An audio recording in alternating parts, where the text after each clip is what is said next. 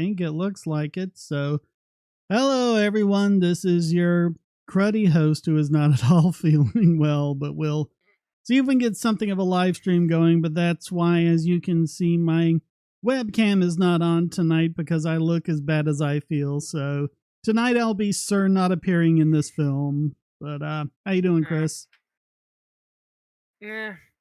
By pure coincidence, I'm not feeling good either. I promise you didn't get it from me. I don't think you can transmit this stuff over the live stream. Yeah. The only thing you can give me is a computer virus. Dapperton in the chat. Oh, yeah. How you doing, Daps? I mirrored a video of his earlier today, which yeah, I think was really good. Honestly, yeah. All I want to say, Dapperton, is you just channeled your inner Dostoevsky. Yeah. Hello, Mr. No. Because I haven't read the book yet, but I saw a summary of it, and apparently the thing that Dapperton was talking about, that's kind of what Dostoevsky was talking about in his book Notes from the Underground. Yeah, he had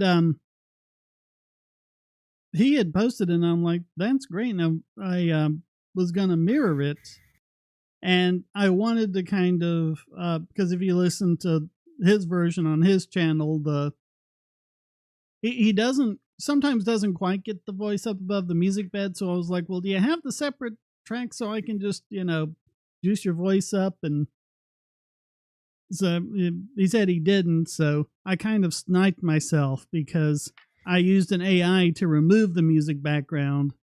And that way I had a separate track with his voice that I could just level up, and I put a compressor on it, an exciter on it, made it sound real good.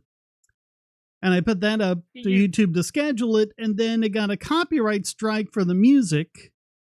So I had to select some different music, which oddly enough Dapperton didn't get. But my version, Dapperton tried to put on Facebook, and they did copyright strike it, even though the music I used was a free license. So who knows? It's just copyright shenanigans. You used an AI. You just took away a job from an editor. I am an editor. What are you talking about? I know, that's kind of the joke. It's like, and I also was because I just downloaded the YouTube version, which had a bunch of compression artifacts, and I was like, well, I'll put some film grain on it. And the filter I used, I also played with the colors, and I got really nice cinematic colors on it. So I ended up spending what was supposed to be just, hey, I can just have this as a quick, video to upload, that ended up taking up. Call me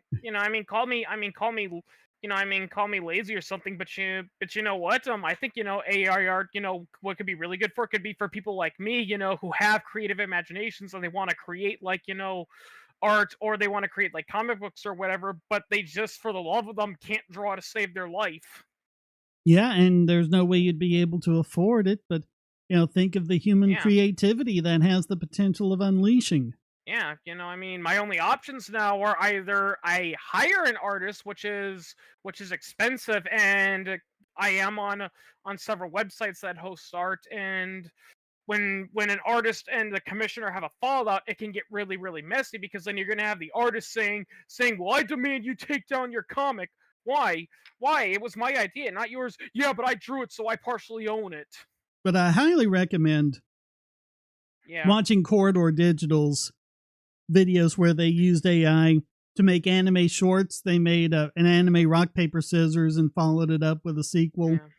And if you watch the making of videos on their Corridor Crew channel, they go over everything, and especially in the second one, because there would have been no way they would have hired teams of animators to do that. So they didn't take a job away from anyone, so those wouldn't have been jobs that existed. But they actually did create a job for an artist, because they had to hire an artist to do the character designs. So that actually was a job. Yeah. And there's one point, I clipped this out and shared it on Twitter, X, whatever. But I forget which one it was, but he was telling Nico's like the head guy there. And they were going oh, look at all of these shots there. And most of them were red and some of them were yellow, which meant they were working on, and only a couple of them were green, which means they were finished. And he was like, yeah, each one of these is like 3 hours of work. And the other guy said, but Nico, Yeah, why can't I just type in anime movie and something comes out? And he says, well, you can type in anime movie and something comes out. Just no one wants to watch what comes out. yeah, People want to see You know, creativity. it's what- It's about making a connection between the viewer and the artist. it's one recent AR thing of art that I really like. I think I've showed you a few of them. Are those like AI covers where like they use AI to mimic the voices of deceased singers and they make them do covers. Yeah. Like that cover of like that thing they did where they made Frank Sinatra sing Green Day's Basket Case, and they literally made it sound like something he would sing, and a lot of people said it actually sounds pretty good. It did. But you're taking a job Yeah. away from the real Frank Sinatra. Yeah, That's even a though joke. he's been dead. Yeah, I know. Well, yeah, There was but also- I mean, we make that as a silly joke, but considering copyright is 75 years after the death of the creator, and Yeah. it's like, how is that supposed to, oh gee, maybe maybe A.A. Milne would have written a third Winnie the Pooh book if he knew he would have a copyright for 100 years after he died. It's Yeah. just so ridiculous. Hello, Crod. Yeah, and speaking of Winnie the Pooh, Disney's proving the point that just because something is big and powerful does not mean it's immune to falling for bankruptcy or even possibly going the way of the dodo, because Disney's not doing so well from what I've read. Yeah, well, it's just, but I think there's something about executives that when he gets so big, especially in Hollywood, they're like egos are so much in everything. Disney actually owned Hulu. They could have just put all their streaming stuff on Hulu and let it be Hulu. But someone there just thought that, and they're not the only ones. It's like, oh, we have to have our own streaming channel because that's the thing. And look, our name is on there, and ego. And I'm the executive that did that. Aren't I great? I mean, I know you get tired of me bringing it up a lot, but that's literally what happened with Star Wars. I mean, because there was like literally, almost 50 plus years of material, of expanded material that people loved and people actually wanted, and people actually wanted made into like TV shows or movies or whatever. But there was just one little problem. Well, that wasn't created by Disney, though. So we gotta scrap the expanded universe and create our own universe. And then it turns out it's bad, and the writers are complaining. Oh, how are we supposed to make any Star Wars material? We don't have any. I mean, Razorfist pointed that out. It's like, you did. You had 40 plus years of material, but Kathleen Kennedy had to scrap it all. Yeah. I think one of the best things to ever happen to Sony was the hack. Because when all that came out, with all the emails of all the crap they were doing and all the stuff because the Amazing Spider-Man movies, and don't get me wrong, the actors were good. It wasn't their fault. Yeah, it wasn't. Andrew Garfield is a fantastic actor, and so is Emma Stone. But there was just so many boneheaded executive decisions there. But if the hack hadn't happened, would Sony have actually had the cojones to join in with the Marvel Cinematic Universe and let Spider-Man be a part of it and have the Tom Holland Spider-Man? Would they have done Into the Spider-Verse as anything other than yet another Pixar-like CGI movie? All that coming out, I think, was a good thing for them because it exposed a lot of that crap. Oh, yeah. Who knows what you'd find if someone got all of Disney's emails? Oh yeah. Well, I mean, we kind of saw that, granted, it wasn't a hacker, but there were whistleblowers from within the company that were fed up that did leaks saying that yeah, one of the reason why a lot of them why a lot of the movies and all that are sucking badly is literally because Disney was so obsessed with trying to get social brownie points that it's literally true what they were saying, where they literally, were blocking other, other people, and basically replacing them with other people, not based on their skill, but simply because they were diverse. Well, and even stuff like if you look at Solo, Solo had tons of flaws as a movie. And I'm not going to say that Ron Howard is a perfect director. He's a very, very good director. He's not perfect. He has his flaws, but he doesn't have those flaws. Those are not the kind of problems that would be in a Ron Howard movie if Ron Howard got to make the movie the way Ron Howard wanted to. That was executive meddling. Although with J.J. Abrams and Rian Johnson, that was all on them for a lot of them, because Oh yeah, well, I'm not that's gonna J.J. lie, Abrams. JJ He's always been yeah hit or miss. J.J. Abrams, yeah, like you said, he's hit or miss. And as for Rian Johnson, he doesn't have a lot of experience, but according to what many people on the cast have said about him, yeah, I mean, he's largely the reason why The Last Jedi turned out the way it was, because from what I understand, he had little to no respect for the original cast. He didn't like the original material. Basically, he was trying to make his own Star Wars fan fiction, and it backfired. Yeah. I mean, like, especially like according to like some of the interviews with Mark Hamill, like, he kept, like according to Mark Hamill, like he kept going up to Rian Johnson saying, I don't like how we're portraying Luke here. I think Luke would have said or done this better than that. And Rian was basically like saying, yeah, whatever, Mark, go back to your trailer and don't come out until we need you for your scene. Yeah. Yeah, he was one of those directors, which, well, that ties back though to something we were talking about earlier, because they had that they've had a bunch of deep fakes in The Mandalorian, and they had the one of Luke Skywalker. Corridor Crew was like, could we do that with just our handful of people and do it better? That's another good one to watch. Them actually doing their own, Mark Hamill deep fake and doing it better. Yeah, I know we wanted to talk about this earlier, but yeah, I finally found a lawyer that might be able to, that might possibly help me get my gun rights back. So, oh, that's good. What's his yeah. theory? Is it because of Bruin or? Well, I haven't contacted them yet, because unfortunately for a case like this, they do charge, for consultation. The free consultation fee is mainly for lawsuits or criminal trials. But unfortunately for a case like this, where you're planning on challenging the state, they will charge you a little bit. So I'm trying to save up a little bit of money. But yeah, that's my theory too, is because with Bruin and with what's been going on, and I did some research on this guy. He's called Tom Grieve. He's apparently a pretty good lawyer, and he's a former prosecutor himself, so he knows all the bullshit that goes on there. So hopefully something will come of it. And hopefully he still has all his contacts from when he was a prosecutor. Hopefully, yeah. I've actually heard from some people say that if your lawyer's a former prosecutor, that's not a bad sign, because, like I said, they know the ins and outs. So, yeah. Yeah, so if a prosecutor tries to pull something on you during your case, they're going to be able to call it out and say, hey, you can't be doing that, buddy. I know, I was in the game. I did that too. Yeah, it's all about the money. I know what that's about, just from the power issues, having to spend $150 on a new UPS. Yeah. On the heels of that, having to spend $350 for 2 new tires for my car.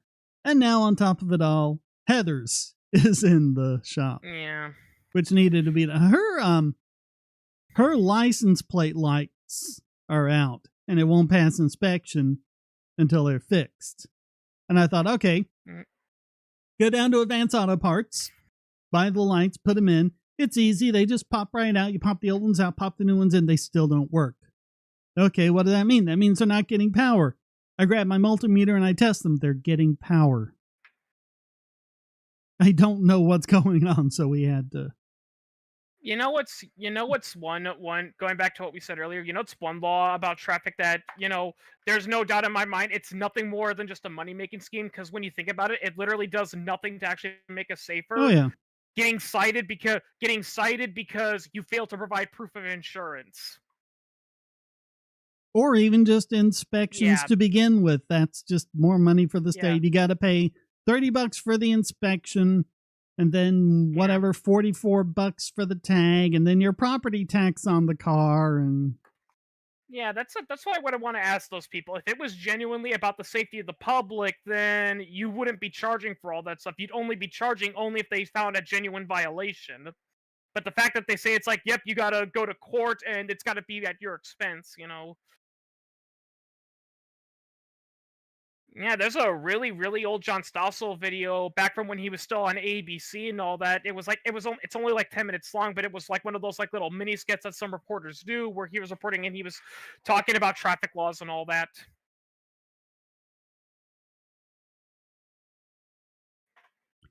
yeah, And he was talking but about how and I there's think, small like towns. I said before, I think a lot of this is going to come to a head with, driverless cars and machine learning. When you train a driverless car to drive the way the best of the best drivers drive, there are certain things they don't do, like they don't come to the full NHTSA approved stop at a stop sign if it's clear and there's good visibility. They do the rolling stop. They might slow down to like 4 miles an hour or something. Ah, it's clear, I'll go. Mind me asking why you can't own a gun? Basically, to make a long story short, I got into a confrontation with one of my mom's ex-boyfriends, and he was threatening me and my mom. So I basically decided to I was fed up, with his insanity. So I was trying to kick him out of the house, and because he's bigger and meaner than I am, I had one of my guns on me, to protect myself, and I ordered him to leave. And rather than follow my orders, he attacked me. Yeah, Yeah, well, he threw there's a something there's at me, and in a a panic, I video where you talked about that on a live yeah, stream. I actually snipped that out yeah. and put it in a separate video, and I forget exactly what, but it was something like he defended his mother from domestic violence. They arrested him Well, instead, or something like that. I didn't defend my mom because she wasn't home, but he was threatening to Yeah. beat me up. He was threatening my mom, and he was literally punching a hole in our wall. Like, there's actually a photo we have that was part of evidence where he punched a hole through our wall. And Whatever it was, yeah, I'll find basically it. Give me a minute. yeah, my plan was to scare him away from our home. And because I was fed up with all that, because we genuinely felt unsafe around him. And rather than take off and leave, like, like any sane person would have done when someone with a gun gives you an order, he attacked me. And in the process, I fired my gun. I didn't hit him. And yeah, the police got called. I was the one that called the police because he was threatening to call the police and say, I tried to kill him and that I was insane, and they arrested me. Posting this in the chats. Yeah, and I had it over with my lawyer, and I had a good lawyer too, because my lawyer was pretty good. And he tried, and he generally said, and he agreed with me. But the problem is that the prosecutor, I think partially because this was around the time when the Kyle Rittenhouse case was going on there. Apparently, the prosecutor was like I don't know what the exact terms were, because this was just between my lawyer and the prosecutor. But the prosecution basically said it's like, yeah, we get it. Your client was in self-defense, and we don't believe he should go to jail, but we don't want him to be owning a gun anymore, because that was what he did was extremely dangerous. So we don't want him owning a gun anymore. That's all it was. They were okay with letting me go, and I mean, and here's another fact to show that how bullcrap the case was. I pled no contest. No contest, which according to Shane, judges almost never take in. The judge accepted it, and he actually gave me a lighter sentence than what the prosecution was asking for. Well, it's Because they, it's the prosecutors who almost never offer it. yeah, Judges will often take it. It's the prosecutors you have to convince. yeah. I mean, yeah, the fact that I was willing to plead no contest, and the prosecution was like, I mean, I swear, even like the assistant DA that was over my case, because it wasn't the main DA of Green Bay, they got like an assistant DA. She had this look on her face, like saying, "Are we really about to convict this kid?" I mean, we've got actual criminals, that are, awaiting trial, that have done terrible, horrible stuff, and we're focusing on this kid.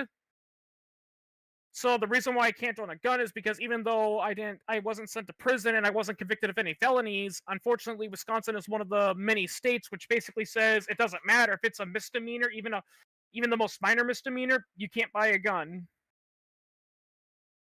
which is pretty funny because I did ask my lawyer post trial, am I going to lose my gun rights permanently? And he contacted the ATF and the ATF themselves, and my lawyer gave them all the full details, and they said, yeah, we don't see why your client should lose his gun rights, but it's a state law, so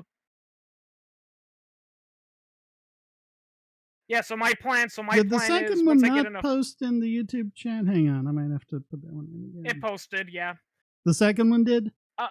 yeah. The Like one I the one said, that my says plan is, update. yeah, it's Okay, in the I'm chat. not It's seeing it. just I not have to showing in the refresh stream. mine. I see it, but yeah. So yeah, Okay, basically my yeah, I had to plan is refresh. once I can scrap up the money, and I can talk to him. I mean, I'm gonna wait until the consultation, but if he does take on my case, my plan is to challenge the law that I'm accused of breaking up because not a lot of people may not realize this when Shane was talking about the boyfriend loophole, he brought up about how the boyfriend loophole's been applied to two college roommates that got into a fist fight. I was the one that told him that because that was a story my lawyer told me. That was a case he worked on. Yeah, and hey, look, there were a lot more chats since then. Yeah, I just yeah, hated that the YouTube chats do that. They just stop. yeah. How can you lose your gun rights knowing it's a Second Amendment right? Does that mean it's inalienable? Yeah, It's but the supposed states to. don't care. Yeah, they'll do Fun whatever they fact, can get fun away fact that with. fun fact, actually, it's one thing And that, I really think the Second wasn't the Amendment gun you used a Joe Biden approved 12 gauge? well, it wasn't a double barrel, but yeah, it was a shotgun. Yeah. In fact, that's actually the reason why I picked the shotgun was because I was afraid, the AR-15 would get me in a lot more trouble, Oh yeah. Yeah, because some people were partially blaming me because it's like, well, you deliberately didn't hit him, and that's dangerous. It's like, yeah, but it was still a shotgun. And the thing too about shotguns and why they are a good and why in some circumstances they are good home defense is that they're very unlikely to overpenetrate. Well, it depends on how far away you are. You put it up right next to a wall, it's over penetrating. Yeah, but it was a good yeah. distance away, you know what I mean? Yeah. And fun fact, one of my former he doesn't work with me anymore, but one of my former coworkers was a Marine, and I actually became pretty friendly with him, and I told him about my story, and you know what he said, and this was a now granted this is anecdotal, but he was a U.S. Marine. He was a U.S. Marine, saw action. He shot and he confirmed he confided to me. Yep, he shot and killed people in war. He said I handled that situation 10 times better than what most people would have handled it. Yeah. But I mean, the Yeah. experts always say not to do the warning shot. Shoot the guy, don't shoot the guy, but don't do the warning shot thing. That's the advice. Well, it was chaotic, Oh, I mean, yeah, when you're in that situation and it's panic and things are going a mile a minute, yeah. I mean, don't get me wrong. I totally get, why they say that and all that. But the sad thing that a lot of those experts that they hire that don't account for, and because and this is and again, this is what my coworker said is that unless you've been in that situation, you don't know what to expect because the sad reality was that had I gone with what the experts said, I probably wouldn't be talking to you guys because I'd probably be in jail for either attempted murder or manslaughter.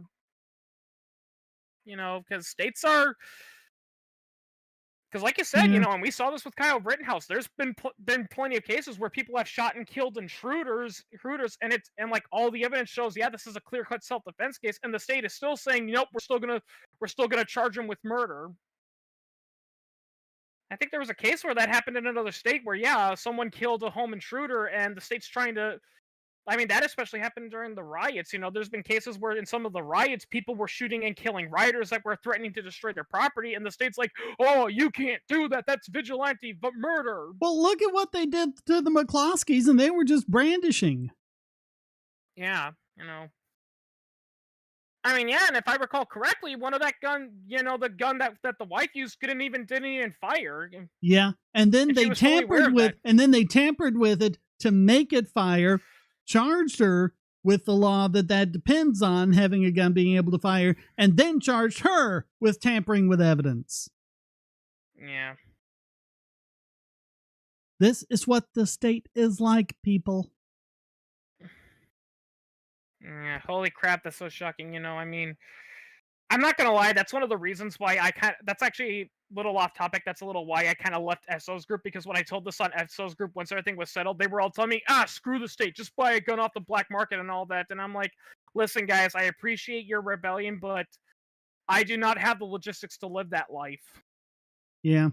You know, because the sad reality is that if I buy a weapon off the black market, what I can do with it is going to be severely limited. Because if I use that gun for genuine self-defense, even if it's proven, in court that's like, oh, yep, you totally acted within self-defense, I'm still going to prison, because they're going to say, yeah, but you still had a weapon that you Yep. weren't allowed to have, so Yep. you're going to jail. Plenty of Yeah. cases like that where it's clear self-defense, 100% justified, but that was a weapons violation, because you didn't, cross the right T's on the form. So you're going to jail. I know that one girl. I don't know if it's in Wisconsin, but that one girl that killed a guy that was trying to sell her into sex trafficking. Even though the court said that it was clearly within the right, because she was under the age of 21 and she picked up and used a pistol. It's like, nope, you can't do that. You're too young to use a pistol. Oh, she was like 15, 16, wasn't she? Yeah. Crystal Kaiser is her name, and I think that's kind of still going on.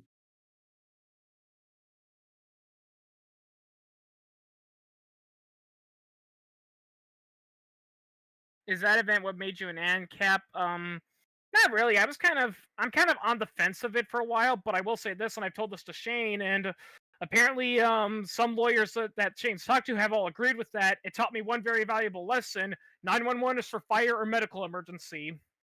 Yep. Yeah. I mean, that's another thing too. That's the problem. With when you have so many laws, is that it actually creates trust with the police, because now there's people. There are people. One of the reasons why people are afraid to don't call the police nowadays is because they're afraid they're going to be arrested. That's shot. one thing that yeah.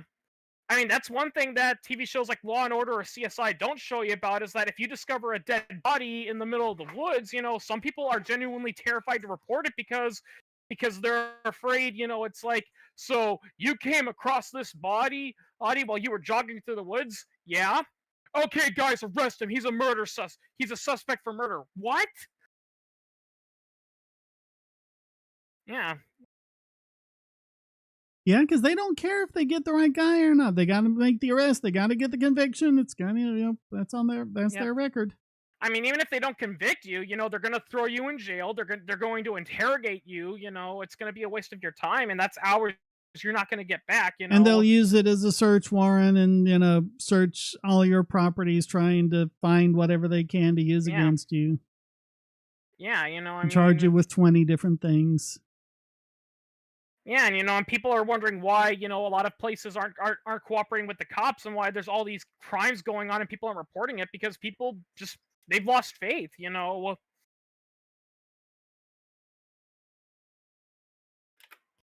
Fun fact, people, that's the reason why prostitutes don't report when they get robbed or roped or they see one of their friends get murdered, because what's going to happen if they do that? The John's going to be arrested and sent to prison, but so are they. Yeah, so which one's the victim? Yeah. The John victimized the prostitute, and the prostitute victimized the John. Yeah, that's just insane. We need to get over the whole sex hang-up. I have said this before. I've climbed on my soapbox about that, but we need to chill out about porn. We need to chill out about sex work. I don't know if I told you this, but and I'm sorry, protect the children. Protect the children is just a fucking excuse. Because look at all of this. I just made a video about this recently with the encryption one. Look at all the places that spend all this money, like protect the children, and they spend money on lobbying, and they spend money on ads, and they spend money on this. You know what they don't spend money on? Actual children. Actually helping children. They care so much about the children. Why do they have millions and millions and millions of dollars to do all of that? But don't actually put anywhere to do good. And why do they arrest or hamper people that are actually trying to protect children? Yeah. Like the guy that Sound of Freedom is based off of, Well, and Like, I it's mean, like, don't get me oh no, wrong, we need to cripple encryption because that will protect children somehow. That's going to make children at risk because if you're a child and someone, parent, teacher, someone like that, someone who has power over you, who can monitor what you're doing, if you want to send out to get help, you're going to need the strong end-to-end encryption so that you can talk to someone truly privately, let them know what's going on and get help. yeah. If your communications can be monitored, then even if they're not being, that can still be a chilling effect. So a cop shot his own kind because they were conducting a police training at a library, and he thought it was the real thing. I don't know. I didn't hear about that one. I did No, hear it's something about Crod. the I It's did something hear Crod about the one in posted. New York where police did this sweep and arrested people for illegally discharging a firearm at a licensed gun range. Hmm. We have limited resources. As such, the more crimes we try to divert resources to, the less we actually give to each crime. Absolutely, monarcho liberal. Absolutely. That's when John Stossel was talking about tripping, was interviewing that former Alabama police department that exposed his police department, for ticket quotas. He said that's another thing too, is that if you implement these quotas and you start making everything a crime, and we got to start cracking down on these minor crimes, you become a reactive police force and you start arresting people for the most minor details, that you're not actually patrolling neighborhoods or looking there or being available to help when someone is being attacked by a serious crime.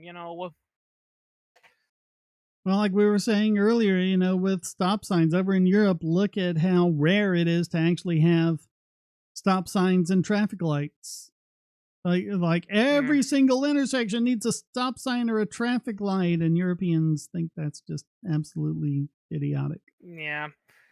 I love telling that because I'm not gonna lie, this kind of is a pet peeve of mine. I work at a dog daycare, so it's a little bit more, so the environment's a little bit more relaxed and all that. But some of my coworkers have ranted and raved about current events and all that, and they talk about how they wish the United States would adopt some features of Europe and all that. And it's one thing I love about Discord and having friends that live in European countries in Discord is that so many people are like, we need, free healthcare and all this, like Europe. And when I talk to like my friends from some of my Discord friends from Germany and all that, and I talk to them about what Americans want, from their country, and they're like, okay, like what do they want? It's like, well, they claim that they want your country's, free healthcare system, and their typical response is, what free healthcare? Yeah.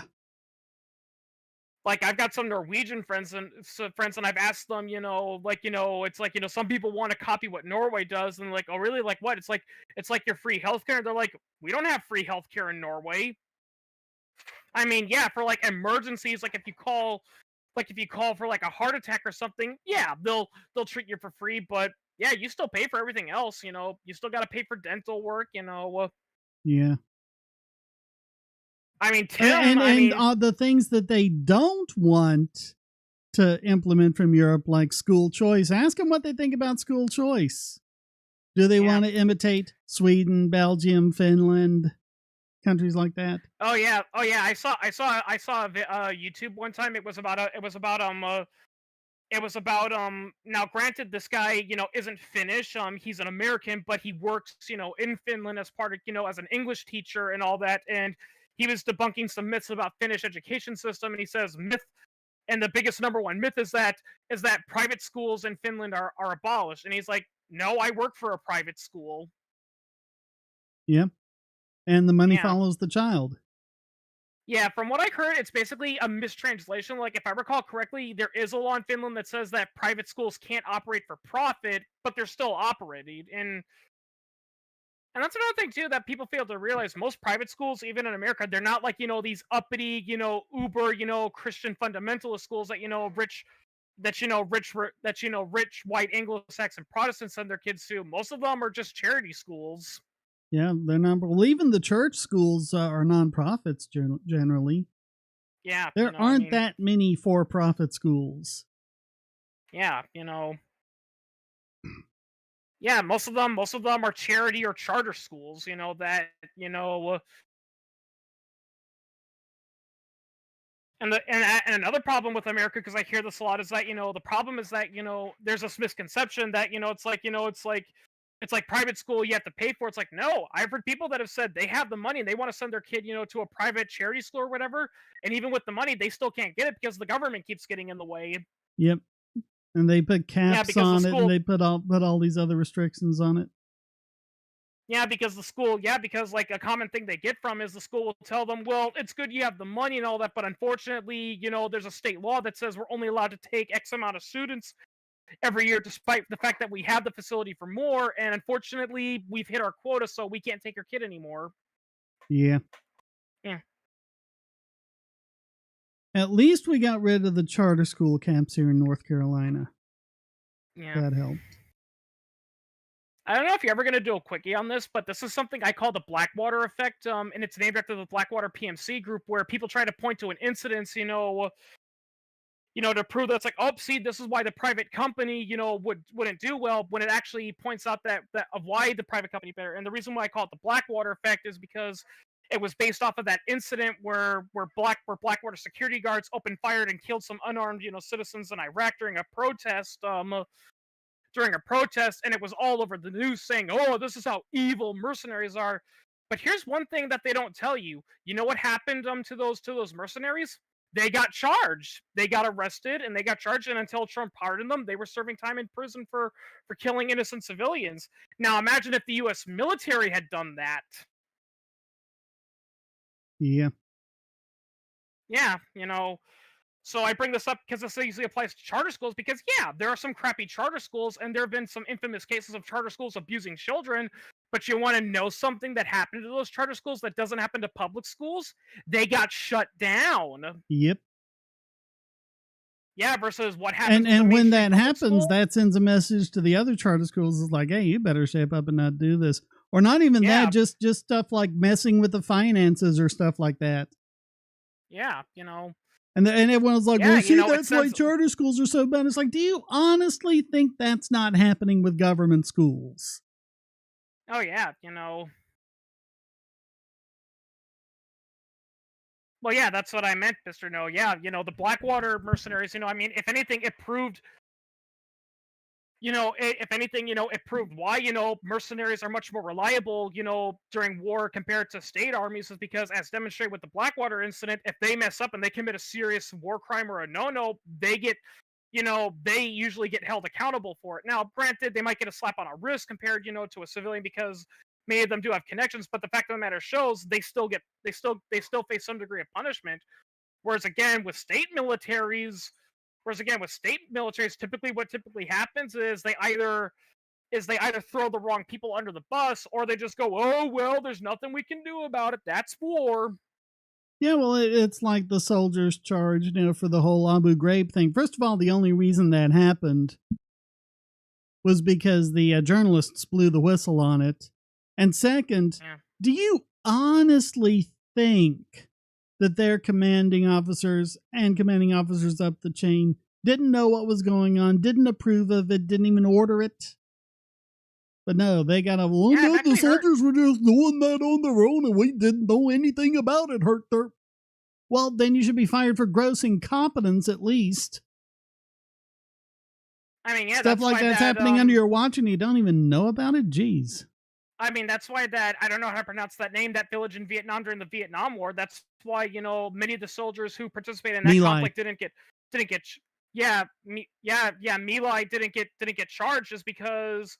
And now I'm not saying it was justifiable, but to play the devil's advocate, the guy that led that massacre, people asked him, why would you kill those innocent Vietnamese people? And this is something the U.S. Army fought tooth and nail. He said, well, I didn't do that because I was an evil psychopath. I was following orders. I was Yep. told by my higher ups, that village is full of Viet Cong. You got to kill everyone, men and children alive. The only bad thing I did was I followed the orders. Now, it Yeah. doesn't justify what he did, but it clearly showed that. And like Callie the was U.S. the guy's government, because I name. saw, I forget his first name, but it was yeah, Callie.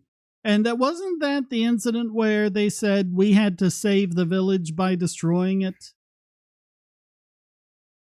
like I don't know, I don't know what the whole thing was, but yeah, it was like basically like Cali, basically like I said, I'm not saying he should go unpunished because he did kill innocent people. But the fact of the matter is, the army was trying to place all the blame on him, saying, "Oh no, it was all his fault. We told them to liberate the village, not destroy it." Yet he told multiple times, and many soldiers and logistical officers that were assigned to him said, we had orders, we had papers right here telling us burn that village to the ground, destroy everyone, and kill everyone who resists. And naturally, because most of those people weren't Viet Cong and they had no idea what was going on, they naturally were going to be like, whoa, whoa, whoa, what's going on? So, by your own orders, we had to kill them because they were resisting. Yeah, and the whole gunship killing thing.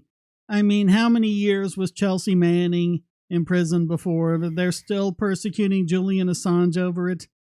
Nothing happened to any of the ones who were actually doing it. Yeah. Same with Snowden. Nothing happened. Nothing happened to any of the ones who were doing all that crap to American citizens. Yeah. I know it might be a little mean for me to say, but I still like to read that funny. I mean, it's not even serious. It's not even serious to begin with. Like, it's more of a joke, but it's to cover, how unpleasant U.S. interrogation methods are. There's a joke among some people that says that Bradley Manny became sexually dysphoric because of the interrogation methods by the U.S. military. Because I think the joke came because a similar thing happened with a British whistleblower when he blew the whistle on the UK conducting their some war crimes and corruption during the Cold War. And according to a lot of the people that knew the guy, he was a reasonable man. He was who was clever thinking. Well, then he got arrested and he was taken for interrogation. And after that, he became transgender. He started believing in UFOs, and according to his friends and family, he went nuts. And there's a conspiracy that the UK secret police or whatever, who's in charge of this stuff, they did something to him that broke him mentally. I mean, it's possible, but I mean, Yeah. the main thing I think is how much the left completely ignores that, completely doesn't want to have anything to do with, oh, but Caitlyn Jenner, she's so brave, or whoever their latest front person is for that. Yeah.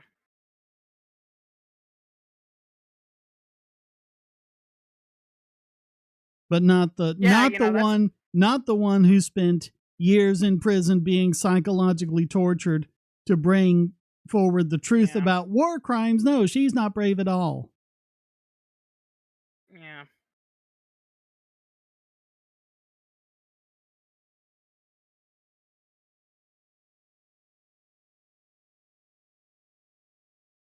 Is the chat stopped or is mine frozen? It could just be frozen, I'll try it. But again, and the whole thing about exposés about war crimes and all that, the biggest problem I have with it is because like I said, don't get me wrong, soldiers and individual military personnel need to be held accountable. But the sad reality is that in the military, they literally train you. It's a top-down system. You are trained to follow an order without question, and it's been confirmed in some circumstances that these guys were flat out given orders saying you've got to bomb that village. You got to bomb that village, even though we know there's civilians going to be there because there might be a suspected terrorist in that village, and we want to be sure. And what's going to happen? What's going to happen if you refuse that order? You're going to be court-martialed, probably killed, and just replaced with a guy that will do it.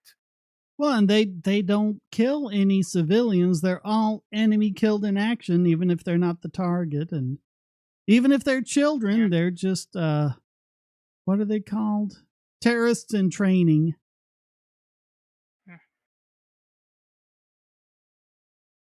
Fun fact: I saw an interview. I saw an interview with granted he's dead now because this was back in the '90s. This was like back in the early 2000s where they interviewed a World War II bombardier, and he was part of a bomber squadron that was in charge of firebombing Japan during World War II, and that's what they were told them too. Because a lot of soldiers were like, well, don't get me wrong, the Japanese are doing bad stuff and all that, but why are we firebombing the civilians? Why aren't we doing other actions that might bring an end to the war? And basically they were told, because we gotta win. We gotta show them, that if they don't surrender, we are going to completely destroy them.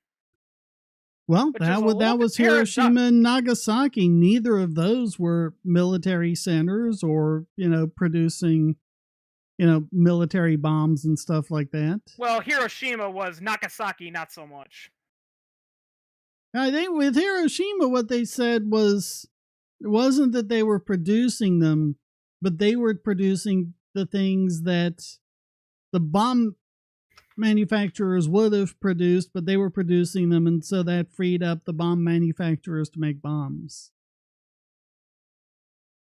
Well, I think that was That kind of Nagasaki. crazy stuff. Hiroshima. The reason why they picked Hiroshima was because that's where a large Japanese Army reserve was stationed at. But they didn't. Although, They fun fact didn't even. about They about didn't even bomb the part that was the Army Reserve, and they didn't bomb the industrial part either. They bombed the. They concentrated the bomb over the civilian area. yeah, and as for Nagasaki, Nagasaki wasn't even the first choice for bombing. I think it was like another area that they were going to bomb, but they blew it off due to bad weather. And there's what's that place called? I gotta look it up now.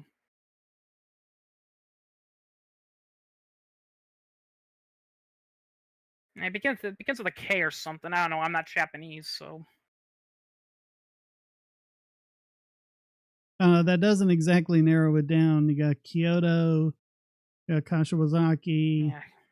Yeah, there's a bunch of K cities in.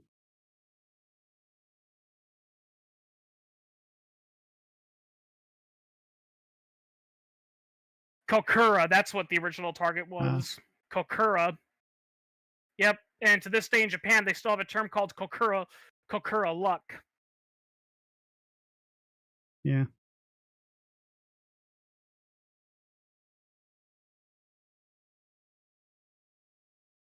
Actually, I've actually heard that that was actually a blessing in disguise that Nagasaki got targeted because Japan had moved massive amounts of captured of thousands of POWs to Kokura, and later, now granted it was in hindsight, many of them eventually realized, holy crap, had the Kokura mission gone successful, we would have killed our own people. Mm.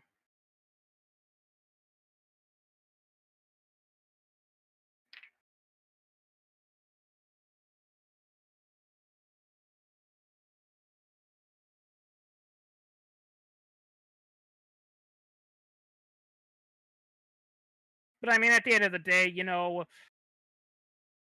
I mean, I will say this though, Shane. Like all this debate about about wars, who's responsible, who's not responsible, what we need to be do. I think we can all agree on one thing. I think this debate we have about wars, whether or not who's in the right or the wrong, it's just more proof of why we probably shouldn't be using war. Why war shouldn't be the go-to settlement to settle a disagreement. Yeah. Mm. Well, and a lot of times you'll just spin yourself in circles trying to figure out who started it. Yep. And speaking of warfare, I believe I told you this. I met a guy, because I had a because I pissed off a lot of people because I made a comment on a video about the F-35 and how I still think it's a boondoggle and all that, and I also brought up, the point that, listen, a plane that's so reliant on computers that needs strong encryption, and given the fact that the U.S. military doesn't have the best record when it comes to cybersecurity, that means the F-35 fleet is at risk. And one guy said, "But the F-35 doesn't connect to the internet,"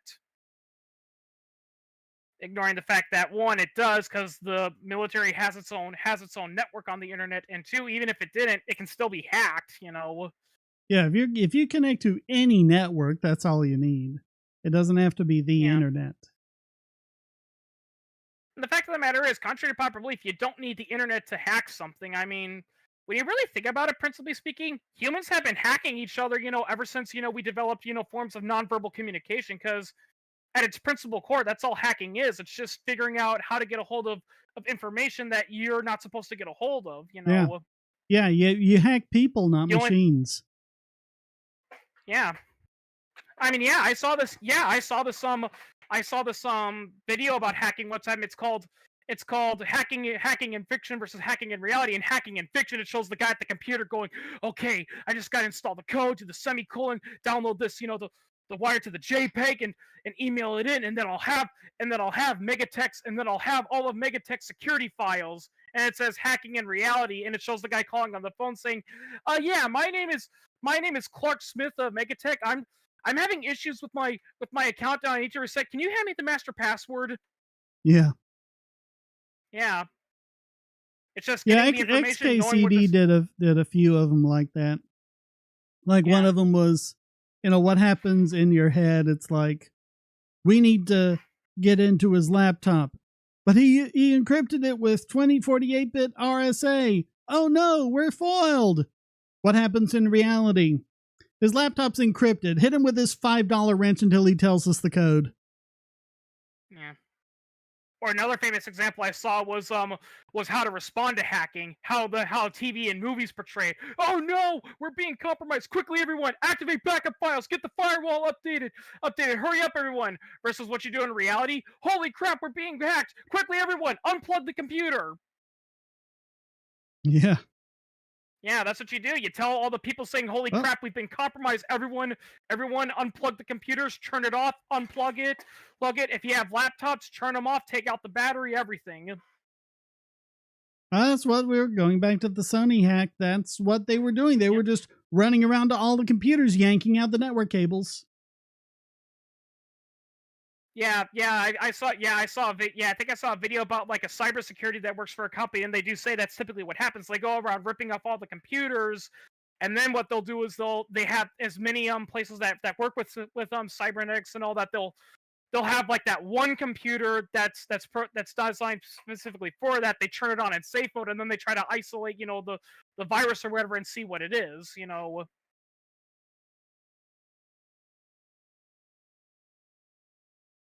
That's actually one thing that the movie Jurassic Park got kind of right, is because that's how they ended up beating beating the computer virus that Nedry used to shut down the park. They didn't do this fancy computer work and all that. They ultimately said, you know what, we got to shut down we got to shut everything down and restart it, because it'll come back on its default mode. Well, that's not actually how it happens anyway. And in reality, you'd have an IDS. The way they depicted it in Mr. Robot is actually a lot closer to how it would be. Yeah.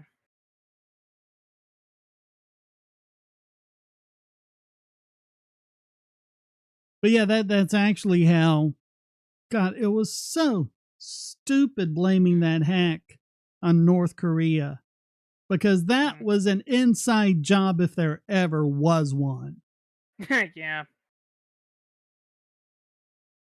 Sony, I mean.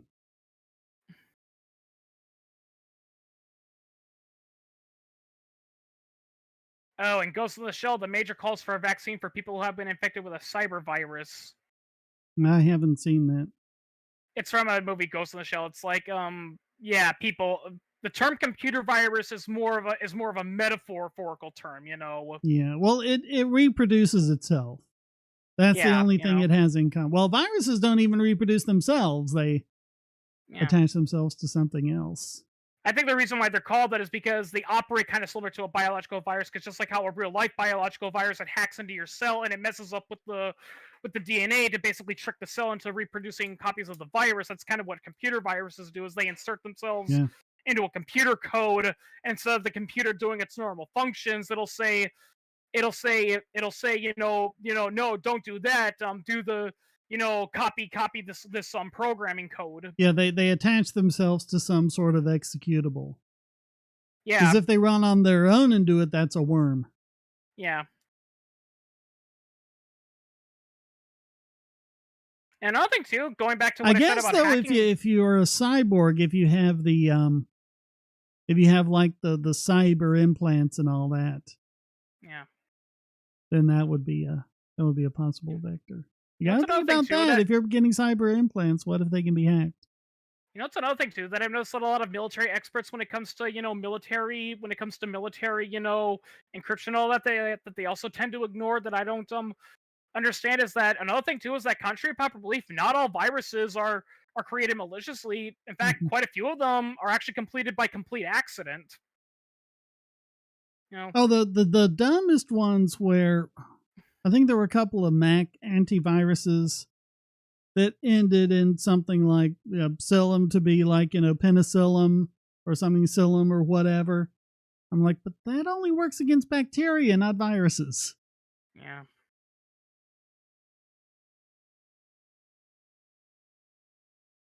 Yeah, that's something we see in a lot of medical thrillers. It's like, yay, we found a vaccine. We can cure this, virus. It's like, no, that's not how it works.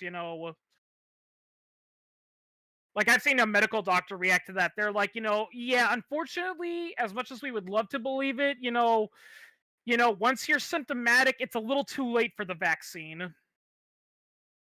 Yeah. Yeah. Unless you're worried about it like spreading, it can keep it from spreading in your body. Yeah. But Yeah, that's the only thing a vaccine does is that it's not that they can cure the people that are infected, it's because they can go around and say, "Okay, find everyone who wasn't infected and give them the vaccine." that's what's tricky about the way COVID is mutating, because I said this back when Moderna updated it for Omicron, because they've just been updating the spike proteins. If they don't add the hinge protein, then I don't think the vaccines post Omicron are going to do much, because the hinge proteins are holding the spikes in longer and not retracting them until the virus has had a chance to like get a foothold everywhere in the body, and then it deploys the spikes, and the spikes start attacking the cells. The immune system tries to fight back, but it's already overwhelmed with the virus. Yeah. You got to get the hinge proteins or whatever other surface proteins there are. Though I will say this, I think we've had this conversation in prior podcasts. The funny irony about diseases is that there's actually quite a few diseases out there that when you really think about it, they wouldn't be nearly as bad or bothersome if our immune system wasn't just so dang reactive. Yeah. I remember seeing a doctor like that. Like so many people are saying, well, I don't get it. Why do some treatments, with certain diseases involve injecting you with things like steroids that compromise your immune system? And the doctor points out because paradoxically, the biggest threat sometimes when you're sick is your own immune system, because one of the reasons why humans are so prone to so many illnesses is because it's a very reactive immune system. Now, the plus side is that yeah, it's really good at getting rid of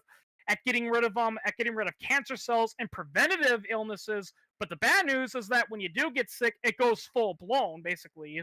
Well, that's exactly the problem with COVID. It's the cytokine storm in the lungs.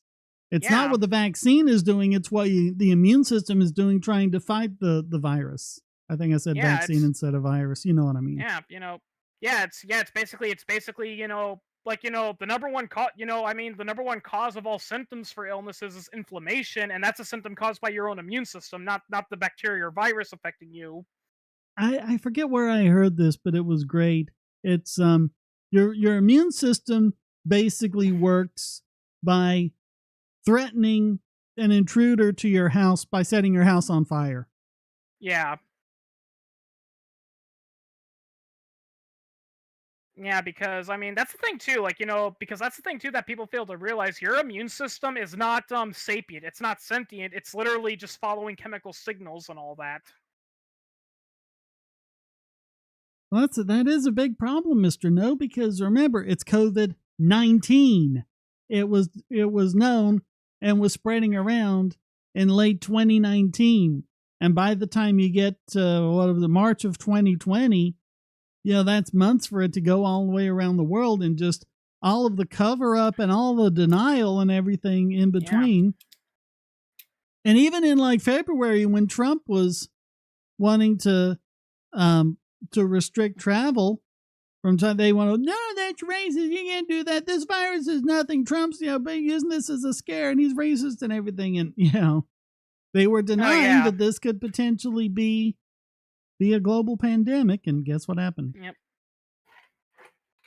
Do people Eh, really just not remember that? yeah.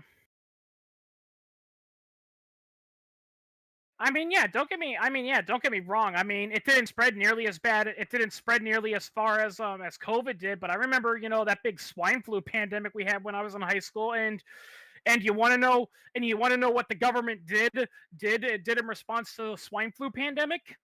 All they did was during school we had to watch a PSA that said, "Remember, kids, if you sneeze into your sleeve and wash your hands." Yeah. Yeah, there Yeah. wasn't any. Handle all the basic stuff like that. Yeah, you know. And swine flu, really all it ended up doing was displacing other flus. So the people who got the flu largely are the ones who would have been sick with the flu anyway, just a different kind. And maybe not Oh as yeah. severely, but you know. Oh yeah, yeah, and and that's another thing too. And that's another thing too. Is that because yeah, people would argue, oh, but COVID spread wider and all that, but still, at the end of the day, swine flu is a much deadlier illness than COVID-19 was. We are enslaved because we fail to follow God. So we're enslaved because we won't make ourselves slaves. That's a really nice sentiment there.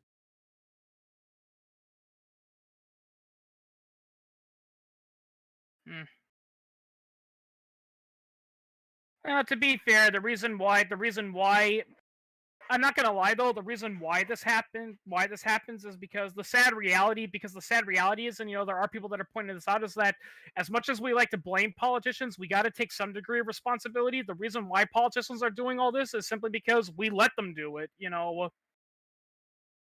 Well, I think mostly nowadays it's, the silent majority because, as we've Yeah, seen, they have pretty much complete control of the legacy news media, and they write everything else off as paranoid conspiracy theories. And the impression everyone gets, I don't think that actually fools anyone. I just think it makes them think, well, gee, I'm the only one that thinks that way, so I'd better stay quiet yeah. because I'm outnumbered. I mean, going back to the whole Jan 6 thing, it's one thing I still have yet to get people. I still have yet to get people to admit to that are pro government in that scenario. Is like, listen, if these people were so much of a were just crackpots and conspiracy theorists, then what better way to give them the middle finger than to actually investigate and prove, yep, see, the election went as fair as it was. We did a thorough investigation, and show the investigation to the public once you have everything on there. Yeah, I mean, just do the friggin' signature matches at least. Yeah, that's the whole point too that started this conspiracy. It wasn't that Biden won the election. It was their reaction. People were saying we want a recount, and rather than recounting and saying, I'm sorry guys, we did the recount, we did all that, here's all the information we did, and we proved that Biden won, you're just gonna have to accept that. They were just like, oh nope, it was fair. Why? Because we said so. It's fair. It's our democracy. It works. But when you do things like, Yeah. there's a water main break, so we send home all the observers, and after the observers go home, we pull out ballots and start counting them. Even if those were valid ballots, do you really not get how that looks? Yeah. Do you really I not mean, get how that would completely undermine confidence in the election? I mean, again, with COVID.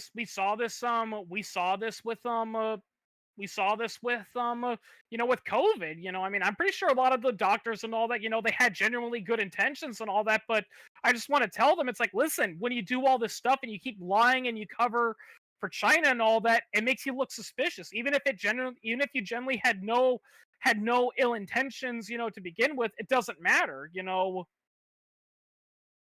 When you go around telling people I am the science and it doesn't work, people are going to start thinking, well, what else have you been telling us that's not wrong?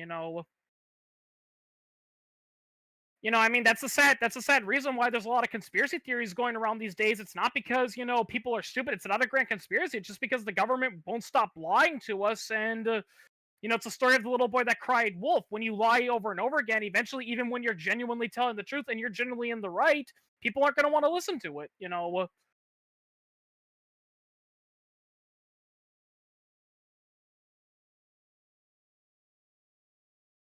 Romans 13, verses 1 through 7. Let every soul be subject unto the governing powers. For there is no power but of God. The powers that be are ordained by God. Whosoever resisteth the power resisteth the ordinance of God, and they that resist shall receive to themselves damnation. Obey the government or you're going to hell. For rulers are not a terror to good workers, but to the evil. Wilt thou not then be afraid of the power? Do that which is good, and thou shalt have praise the same. for he is the minister of God to thee for good. But if thou do that which is evil, be afraid, for he that beareth the sword in vain, for he beareth not the sword in vain, for he is the minister of God, a revenger to execute wrath upon him that doeth evil. Wherefore ye must needs be subject, not only for wrath, but also for conscience sake. For this cause pay ye tribute, also got to pay your taxes, for they are God's ministers, attending continually upon this very thing. Render therefore to all their dues, tribute to whom tribute is due, custom to whom custom, fear to whom fear, honor to whom honor. And you just what put me to a sleep. Fucking evil book. Yeah. To be fair, though, I think one of the biggest problem with the atheist community, though, that I do agree with to a degree, is that, it's like, yeah, they've learned to see past the religious bullshit, but then they fall for it with the government, What is Romans? It's 13, not 14. What is Romans 13 other than a complete defense of the state? Obey the governing authorities or you'll burn forever in hell. You got to pay your taxes. And the only reason why they'd come to your door and bust it down and toss a grenade into your toddler's bed and shoot your dog is because you've done evil. There's also another quote from Romans. I forgot what the exact line is, but it's basically shifting the goalpost or the blame onto the person, for sinner, and all that. It's like, because there was like a story where where God made a guy wicked and he demanded to know, it's like, listen, I don't want to be this evil psychopath anymore, but you made me that way. Why did you make me this way and then condemn me to hell for it? And God's only response is basically, well, I'm the clay maker, you're the clay, you don't have any say with how you're made.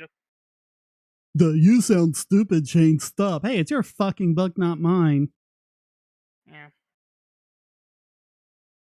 And that is exactly what it says. I just read it out verbatim. I even used the King James Bible, the true Jesus Bible. Which by the way, people, the King James Bible isn't the correct Bible, by the way, Yeah. Which, to be fair, only proves the point, But no, there are people who honestly say if you're not quoting the KJV, you're not quoting the real Bible. Don't you dare quote the NIV or anything else, because those were translated by sinners and they are not the true word of God.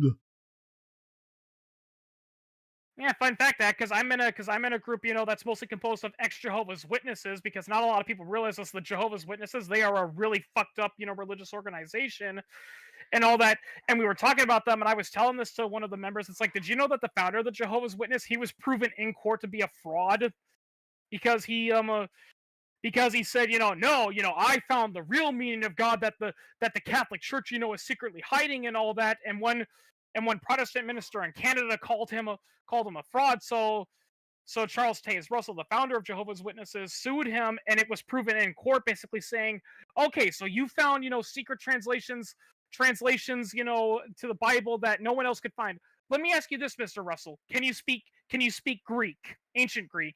And you know what his answer was? No, I can't. And he was like, well, then how can you have discovered, those hidden stuff? Because the original Bible was written in ancient Greek, not Latin. And let us do another great, wonderful, inspirational verse. 2 Kings chapter 2, verses 23 to 24. Yeah. And from there, Elisha went thence unto Bethel.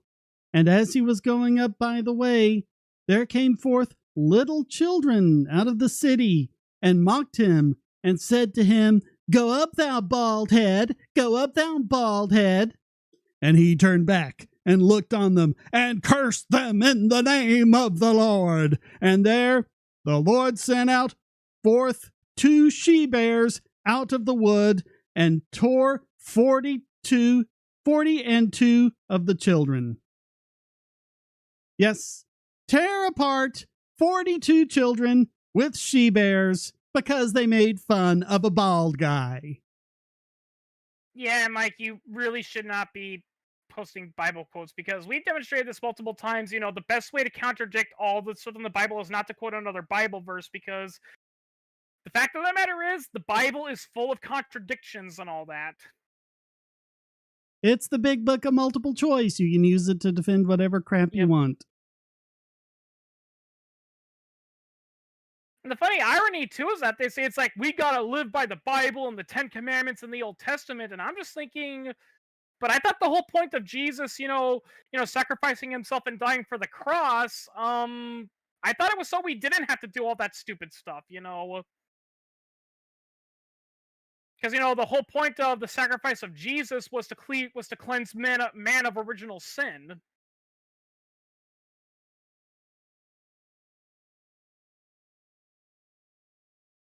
By the way, it's another fun fact that they don't tell you in religious class. God lied to Adam and Eve in the Bible. If you read it, Oh yeah, totally.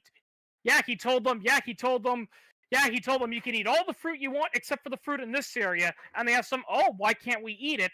Why can't we eat it? Because if you eat it, you'll die. You'll die painful, horrible deaths." And one day while Eve was, doing her stuff, she came across, the tree, and she just was just wondering, Well, the serpent told her. The serpent was the one who told the truth. Yeah. He's like, no, you won't die. You'll gain knowledge of good and evil, and God doesn't want you to do that. Yeah, she just saw the fruit, and she was, a little bit curious, and she was wondering what it tastes like. The serpent overheard her and said, "Well, why don't you eat it if you want to figure out what it does? Because God told me if I ate from it, I'll die a painful death." And yeah, all the serpent did was say, "What? That's bull crap. I ate from the fruit of knowledge, and I'm still alive. You'll just gain knowledge. You'll learn good from evil, and you'll be like that." And then that pissed God off. Actually, and of course, I mean, the Bible doesn't say anything of the kind, but that's all supposed to be Satan. There's actually no actual Satan in the Bible. The word Satan just means like the adversary or the opponent or something like that. And it appears that different people. But if you look at the expanded universe, they're all supposed to be one guy, Satan. Look at everything that Satan does in the Bible, all the stuff attributed to Satan. Unlike God, not once does he tell people to murder other people or to rape other people or to enslave other people. God tells them to do all that, but Satan doesn't. The only thing Satan ever tells them to do is disobey God. Ever seen the movie Devil's Advocate starring Al Pacino? No, I haven't. Oh, he plays the devil. There's an epic scene where he plays as the devil, and I can't quote it verbatim, but like it really gets like a lot of people who have analyzed the film, they really miss the point. Like a common thing that they analyze when Al Pacino is explaining to the main character, Keanu Reeves' character, I forget his name, about how God works and operates. Everyone's like, "Oh yeah, this is clearly Satan, manipulating him and trying to be like, hey, I'm on your side." No, they're ignoring the whole point. Like, look, I can't remember the exact quote, but he basically tells Keanu Reeves' character, "Listen, I was here since the beginning. Let me tell you about God. He is a jokester. He fills mankind. He fills mankind with these instincts and knowledge and desires, and I shit you not, for his own amusement. Look, but don't touch. Touch, don't taste. Taste, don't swallow." And then he goes on to say, listen, I've given man every desire, and you want to know why? Because I never judged him. The whole point of that epic poem that epic rant that he's saying, you should look it up, it's really good, is that he's not trying to manipulate you and say, "Look, I'm just like you." He's saying, "Look, I'm more reliable than God because unlike him, I don't give you all these contradictory feelings and emotions and then punish you for following them. When you make a deal with me, I am open, I'm upfront, I let you know what you're going to get, what the price is going to be, and I give you plenty of options to back away." Just read the book of Job if you want to know how evil God is. Yeah. Did all that crap to Job, and I also like killing his wife and children and livestock and all this death and destruction just because Satan double dog dared him. And I even love how people try to justify it by saying, "Oh, but God gave Job, more children and more land and all that, and even better gifts afterwards." It's like, well, that doesn't matter, No, that doesn't make it right. And the thing is, when Job finally broke down and like, "Look, God, you got some splaining to do." What did God do? God went on this rant about Like, where were you when I set the stars on the sky? Where were you when I set the earth upon its pillars and all that? Yes, the earth is flat in the Old Testament. Where were you when I did this? Where were you? And that, for some reason, makes Job go, oh, okay, you're right, you're too mighty. But that's not an explanation for anything. That's the kind of crap that a politician responds with because someone asked him a question about a scandal. Well, why are you worried about that when we've got, people who are unemployed and we got people who are this and people who are that and look at all this stuff. Why are you worried about this little scandal? Yeah.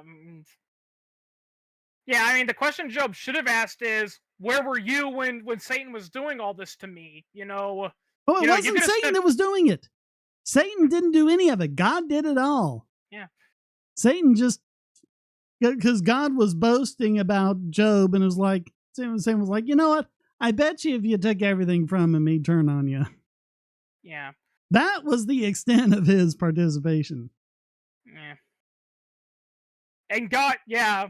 And yeah, I mean, like, I mean, I kind of like how South Park made fun of it. Now, to be fair, yes, South Park didn't get the story quite exactly right, but still, the core principle is still the same. It's like that Kyle said, he's like, so God punished Job just to prove something to Satan? That's horrible. He didn't even really prove anything. It was just a dare. Yeah. And another wonderful Bible verse there that Bastia doesn't want you to know about. Numbers chapter 31, verses 17 through 18. Now therefore, kill every male among the little ones, and kill every woman that hath known man by lying with him. But all the women children that have not known a man by lying with him, keep alive for yourselves. All the little underage virgins, keep them so you can just do what you want with them. Wonderful guy you've hitched your wagon there too, Mike. It's another funny thing that because some ex-Jehovah's Witnesses told me about is that the Jehovah's Witnesses, they're really superstitious and they hate magic because magic is stuff Satan does, not God does. And I'm just thinking, well, then how come there's people conducting acts of magic all the time in the Bible? God's perfectly fine with it. Actually, if you read Exodus, the Egyptian gods one-upped Yahweh. Oh yeah, because the miracle of turning the stick to the snake. Well, then the Egyptian god turned two sticks to snakes, and they ate Yahweh's snake. Yeah. Everything Yahweh was able to do, they were able to top. Yeah. And I like how Penn Jillette brought this up pretty good. It's like God had to make the people of Egypt suffer for the sins of their leader. Couldn't he just, I don't know, show up like as a giant monster and smack the Pharaoh? The part that gets me is when Moses is making an appeal to the Pharaoh. The Bible specifically says that God hardened Pharaoh's heart so he wouldn't do it. What kind of sick game is God playing? Yeah. Yeah, it's like what? The Pharaoh won't set my people free. Why? Because his heart was hardened. What? Who hardened his heart? It was you. It's one thing I wish I could animate and voice act is I want to do like a parody animation of that story where Jesus goes into self-exile and he has an encounter with, I don't know if it was named Satan, but it's basically was a fallen angel that was trying to tempt him. But in my version, basically the guy tries to make it, and it takes all the verses that Jesus said, but it twists around. Like, for instance, when the fallen angel says, why not, if you truly were the Son of God, why not make all these rocks and turn them into bread? And when Jesus replies, man will not live off of bread alone. Now, in the original Bible, basically Satan is like, oh, darn it, he got me. Whereas in my version, he would be like, dude, that's not what I'm trying to say. Make them into bread. Well, man will not live on bread alone. Well, yeah, but, it wouldn't hurt him. It helps. Staving off hunger. It would have helped. And that's something else. Satan is not doing evil there. He's like, Jesus, look, you're hungry. Eat something. Have some bread. Yeah. Yeah, have some bread, churn stuff into water. I'm not.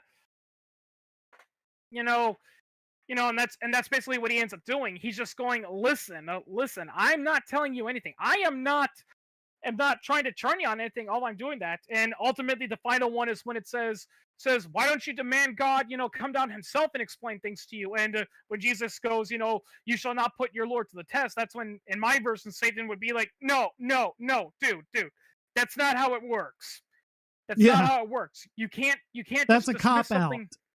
Yeah, that's a cop out. You won't put your Lord to the test. If God is genuinely all powerful, omnipotent, and all that, he'd be more than happy. Yeah, it Look, wouldn't be anything to him if he's all powerful and omnipresent and everywhere. I mean, there's no skin off his back. yeah, like I would have Satan say, it's like, listen, if I listen, I'm not trying to say I'm better or anything, but if I was an all powerful, all omnipotent, powerful being, and you demanded proof of my existence, and you just said, I don't know, like, okay, see that rock over there, turn it into a chicken, snap my fingers there, it's a chicken now, and I'd gladly do it. Why do I have to go? Why would I be going? Well, I can't do that because I was there when this happened. This happened. That's just a straw man.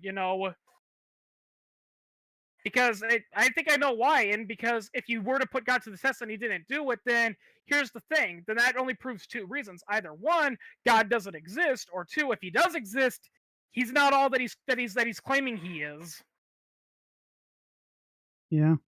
I mean, I will say this: the biggest thought exercise that debunks, that defeats that saying is that old saying: if God is omnipotent and all powerful, can he make a stone so large that even he himself can't lift it?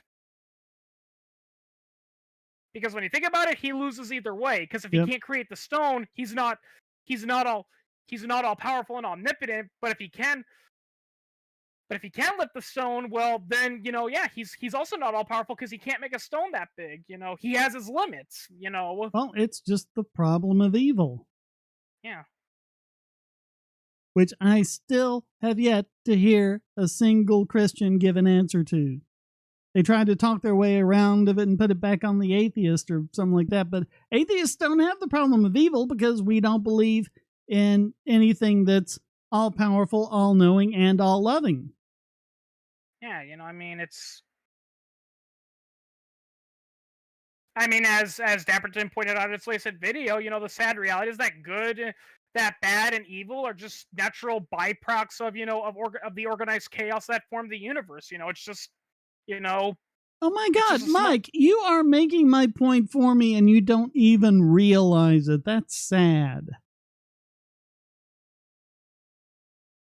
Are you seeing the things this guy has posted? And then God brought plagues. Your country is desolate. Your cities are burned with fire. Your land, strangers have devoured it. Blah, blah, blah. Yeah, yeah, yeah. We Yeah. know you're evil. Shout, fuck off. Yeah, fun fact. That's the reason why the Book of Revelation is almost never taught, in a lot of religious things and seen because literally, people have pointed out, there was even one pastor that even admitted it. Like, if you read, the Book of Revelations for 5 minutes, you'll realize, okay, whoever wrote this book, he was on something. Well, I mean, the place where John is uh, traditionally is said to have written it is known for having those kind of mushrooms there. Yep. That whole thing's a bad trip, man. Hmm. He got the wrong kind, man. He got the funky kind. He didn't get the good kind. Man can't live off bread. Mike, what did I just say? Yeah. Yeah, but if you're like starving in the desert for 40 days or however long that was, I mean, it'll help. Yeah. And again, like I was saying, that's not what Satan was saying. He wasn't saying make man live Yeah. off of bread. All he was saying was turn these rocks into bread. So that You you can know, have something to eat so that you won't starve to yeah, death. yeah,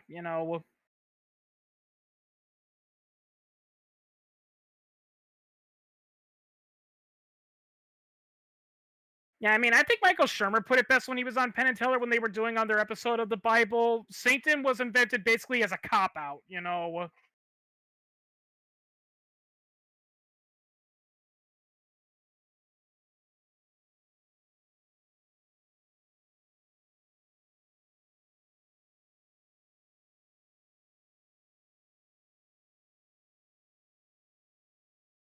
I don't know. I just don't get how Yeah, in the age of the internet yeah, why anyone still believes any of that.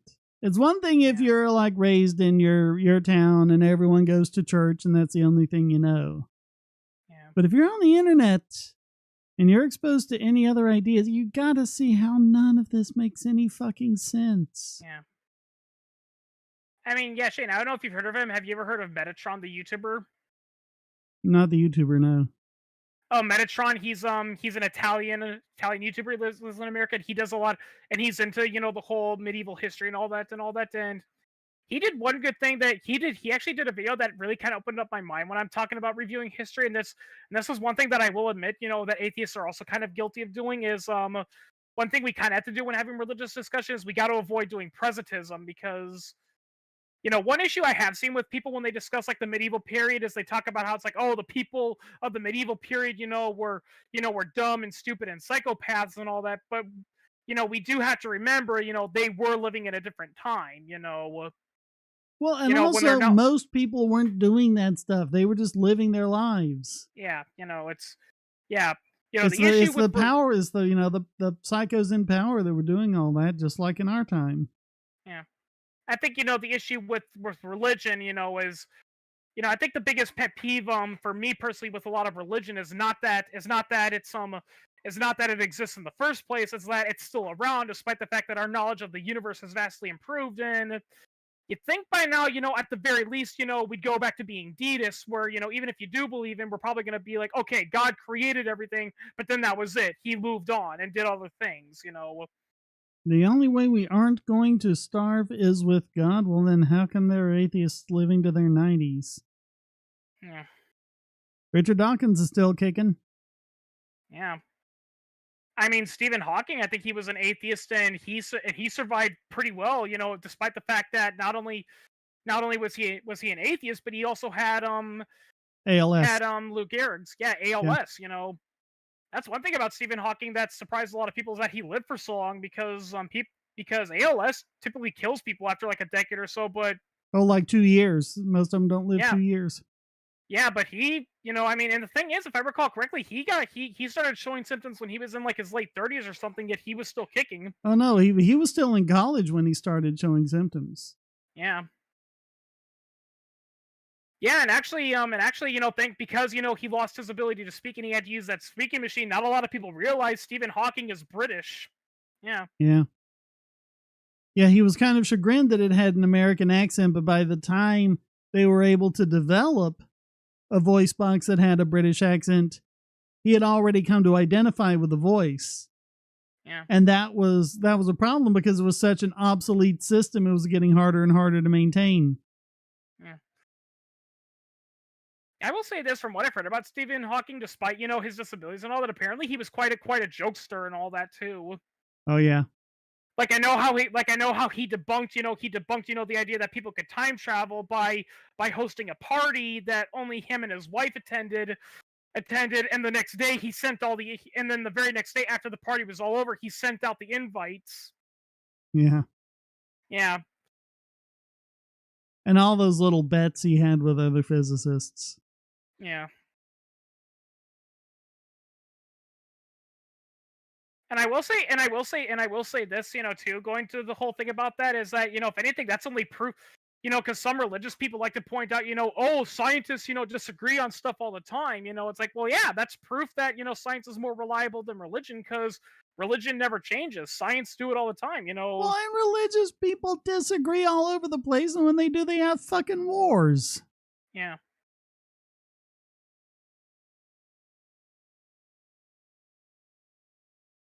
And Christianity divided into how many tens of thousands of denominations? Doing a little bit. Yeah. Sorry, that was my mom checking up on me because, like I said, my migraine's doing better, but I'm still kind of out of it. Yeah.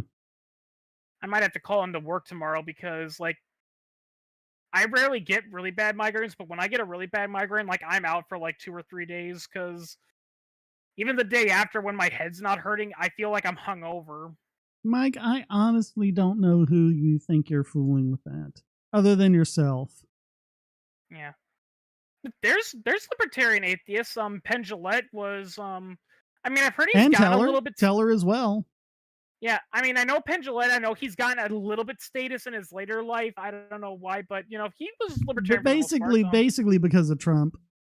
yeah, yeah, and of course, then he went on that vegan diet, and then he started like, I don't know. I think there's a little bit of truth when people say that lack of vitamin B12 in a diet does something to you, because I see that a lot when people go from eating normally to going vegan. They start changing weird. Yeah. Yeah. Diet affects your brain, man. Yeah,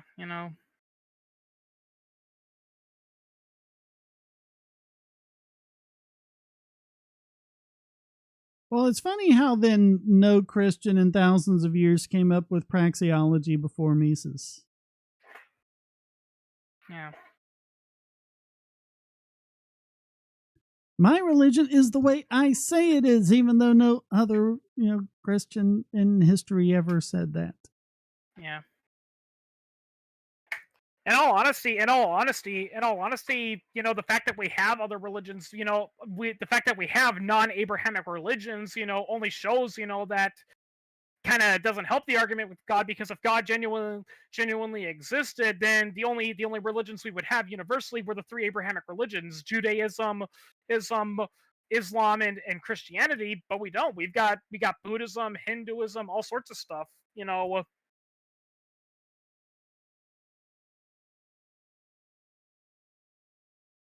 Of course, there's an explanation for that. That's because Nyarlathotep played a trick on humanity. You know who that is, right? Well, the what is? Nyarlathotep, however you pronounce his name. Not sure who you're talking about. He's a deity. He's a deity from H.P. Lovecraft. Oh, okay, one of those.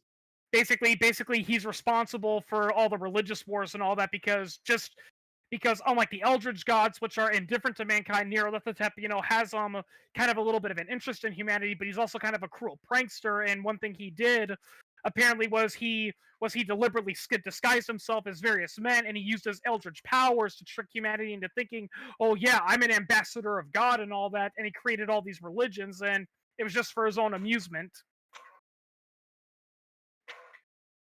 I mean, I'd have to relive it, but that's another thing too. I want to ask some of those people is bring up H.P. Lovecraft, because it's like, well, how do you know H.P. Lovecraft's deities didn't do that? I mean, as a thought, as a thought from H.P. Lovecraft's universe, he is 1,000 times more powerful than God. Yeah, it's like, well, God created the heavens and the earth. Yeah, and as a thought can erase all that with just a thought. Why do you think the Eldritch gods are trying to keep him in a permanent state of slumber?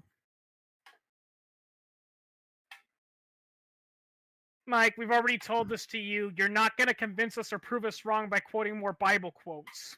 I got another one. 1 Samuel chapter 15, verses 2 through 3. This is what the Lord Almighty says.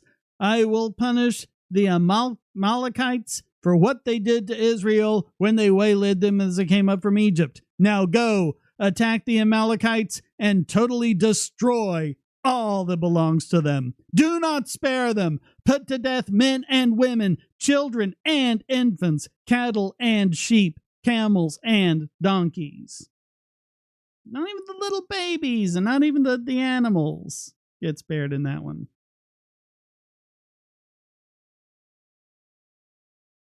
Wars of the state are religious wars. Give it up. What was that George W. Bush always said? He was summoned by God to be this crusader against Saddam Hussein. And oh my God, you actually think Joe Biden's an atheist? And look at the church Barack Obama went to. Oh my God. Yeah.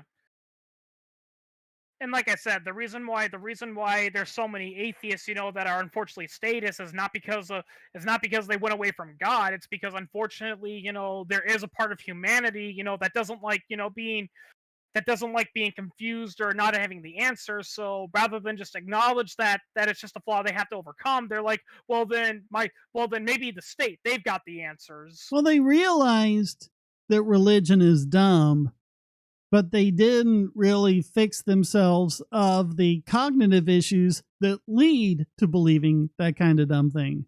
And Yeah, so it's they believe basically exactly the same thing about the state, as I've pointed out yeah, so many times.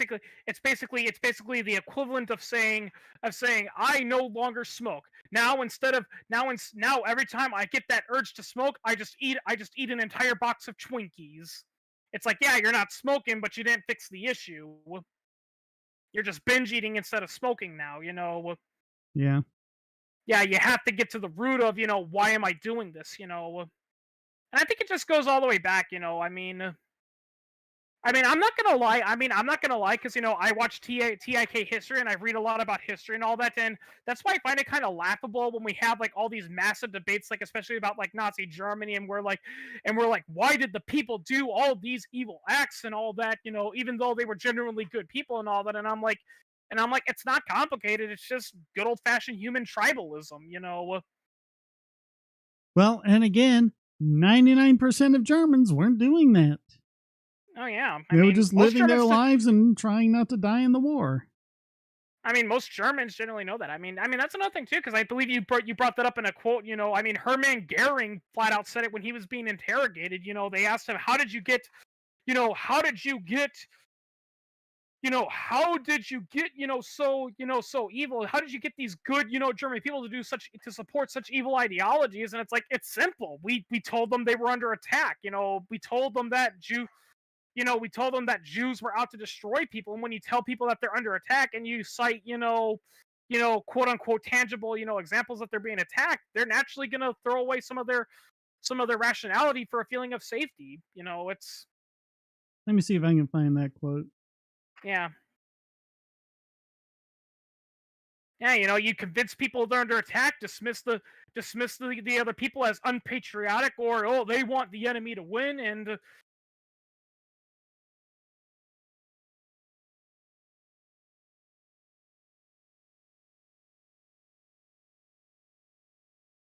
well, the thing is, monarcho liberal, we are like that, This you isn't know, the what I one mean, I'm looking for, but here's another one that's relevant to it. The German people trusted the Fuhrer. Given his authoritarian direction of the state, they had no influence on events. Ignorant of the crimes of which we know today, the people have fought with loyalty, self sacrifice, and courage, and they have suffered too in this life and death struggle into which they were arbitrarily thrust. The German people are free from blame.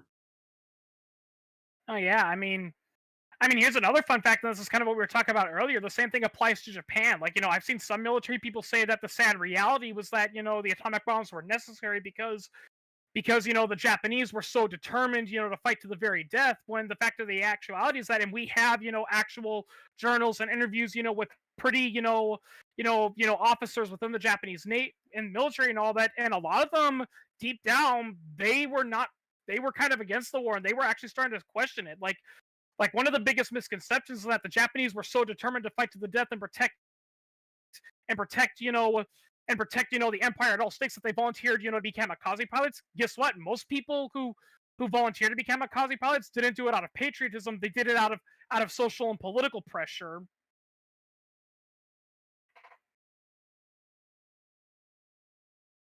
Like, I saw an interview with a former kamikaze pilot that thankfully didn't wasn't deployed, and that's what he said. He said a lot of us we were basically pressured into signing up, so it was only voluntary on paper, because it was one of those scenarios saying it's like, yeah, it's voluntary, but if you don't but if you don't agree to volunteer, you won't get paid and you'll be treated like a social outcast for the rest of your life.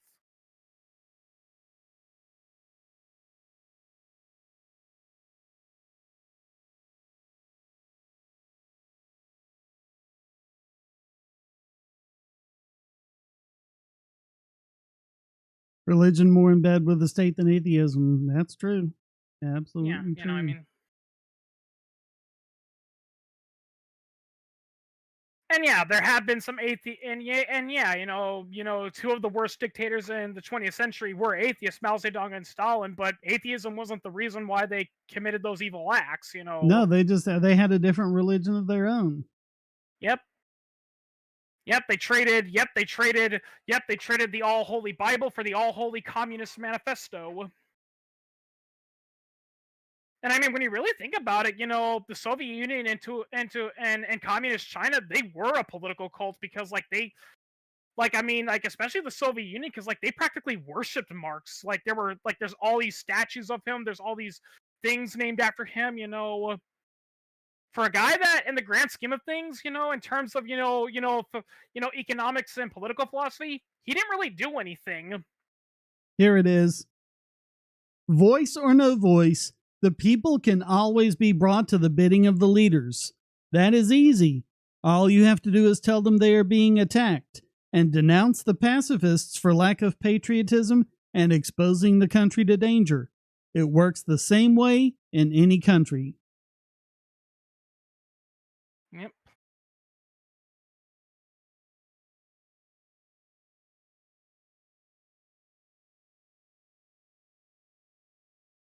Oh, yeah, they're not real Christians. Fuck off, Mike. Mm. They're not real Christians, and that country's not really socialist. God damn it. Yep. Oh yeah, I get that same thing from communists all the time. It's like every time you point out to every single failed Marxist and socialist state,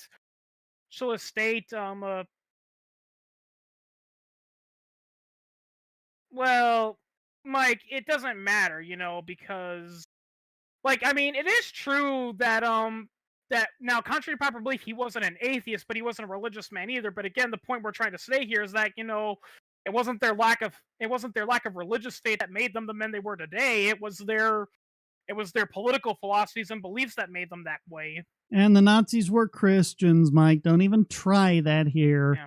I got several videos on that. Now, I mean, it is true that some Nazis, like especially Himmler, they actually believed that Christianity was a Jewish conspiracy and that they should go back to their pagan roots. But the thing that I think gets left out is that these were laughed at, basically. Well, and it wasn't Yeah, Christianity; it was the church. yeah, They got it.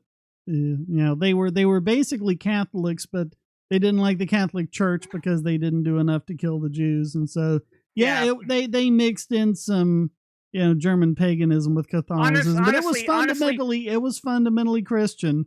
Remember Honestly, in that terms, motto they had on their belts: "Gott mit uns."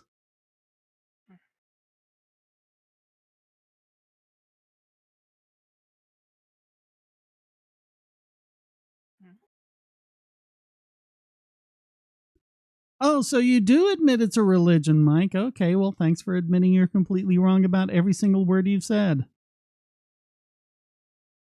I mean, what I don't understand, Mike, is why you think that Christianity and God is anarchy, because it is not anarchy. You know. Definitely not. And here's another thing too that a lot of people fail to ignore is that because like there are some religious groups that love to use prosecution and all that, and they like to say, oh yeah, we don't obey what the state says and they punish us for us. Well, if I recall correctly, I forgot which quote it was, Jesus himself did say that while yes, God is the ultimate ruler, when you're on earth, you do have to, as the old saying goes, when you're in Rome, you do have to do what the Romans do. Well, see, the problem with that monarcho liberal is, like we said a little bit ago, the same cognitive failures that lead to religion lead to statism. Yeah, And if you don't fix those, then what's going to stop people from, pushing for another state? Yeah, like I said earlier with Shane, Stathists are basically people that figure out, it's like, okay, the best way to quit smoking is I'll start drinking or binge eating whenever I feel the need to smoke. When the actual solution is to figure out, okay, why do I have to smoke? Like, why do I need a cigarette? Figure out that reason and then work on that. Whether it's because you're depressed or you've got anxiety issues. That's what you got to do.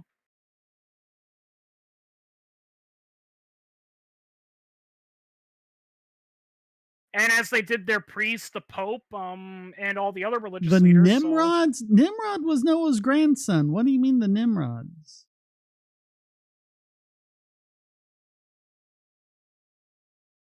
Do I know your religion better than you do, Mike? I mean, wasn't there a study that found that atheists actually tend to know more about religion than the religious people themselves do? Yeah. Why do you think we Yeah. became atheists? Yeah, exactly. Like Penn Jillette said multiple times, like in an interview, they asked him, like, how did you first become an atheist? And he said, well, when I was a little kid, like a lot of, little kids, who grew up in Christian families, I attended religious class every Wednesday, and I did something that my other classmates did is I actually read the Bible we were given. And even in, Yeah. and even in those abridged, kiddie Bibles they give you, they still keep some of those stories in.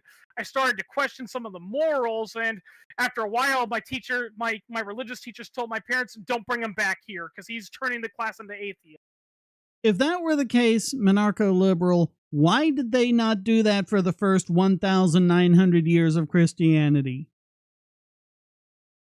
Um, and I'll say it this way, monarcho liberal: if they found it, if they came to libertarian conclusions because of the Christian faith, well, bully for them. But there's also people that have come to it without Christian faith. And I mean, the guy who formalized it, Murray Rothbard, was a Jew turned agnostic.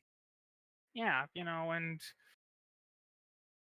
I mean, another thing too is that there's other Christian groups, that do that have libertarian beliefs. Like I do know there's some sections of Buddhism, that are mostly libertarian, because they're believers in, you don't interfere in other people's affairs, and you don't commit acts of aggression, stuff like that. There's some sects of Buddhism that advocate that.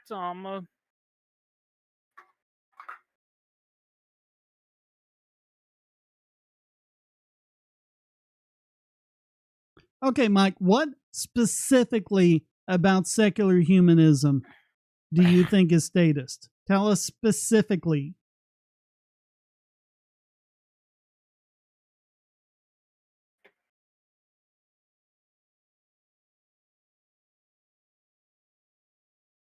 Right, socialism is a religion like all forms of statism. So again, thank you for defeating your own argument.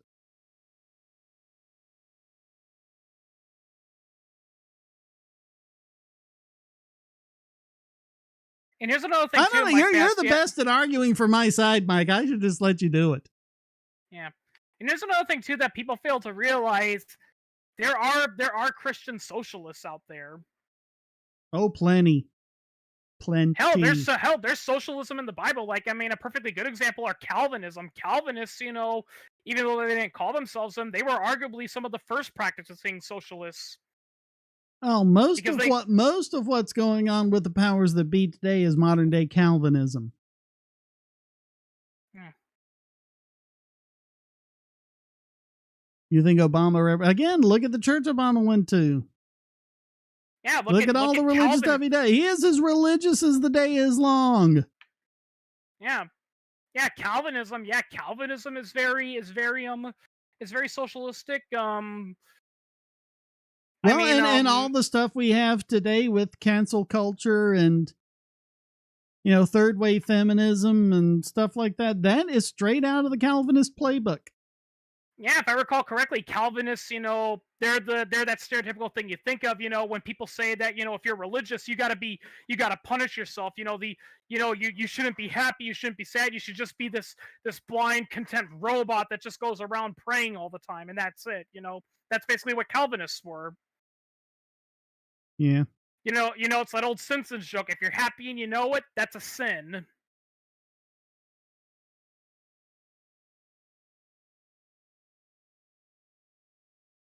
You want to know something, Mike? And this is kind of odd. While I've always been a little skeptical about religion, it was actually me trying to libertarianism that made me become a full-blown atheist, because I realized, you know what, all the stuff the state.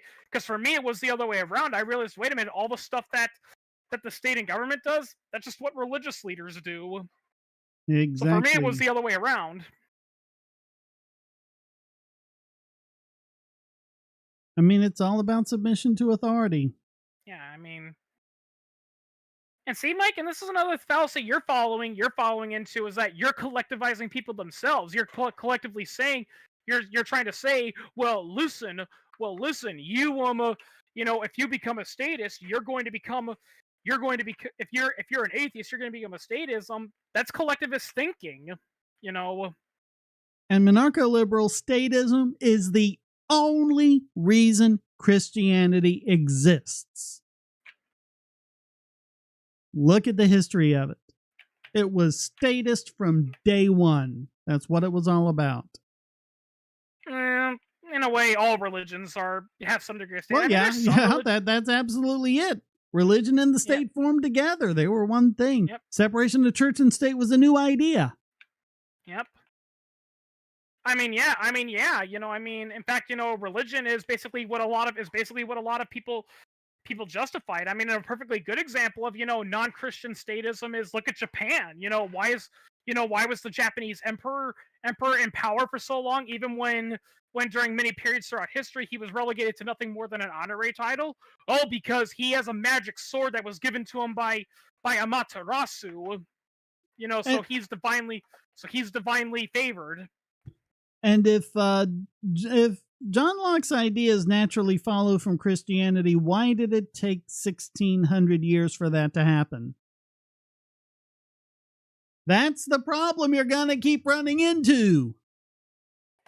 Yeah, if I recall correctly, wasn't John Locke a deist? Basically, that's what a lot of the founding fathers were. They were basically what were known as deists, where they believed in a creator and God and all that, but they felt that God was very hands-offish.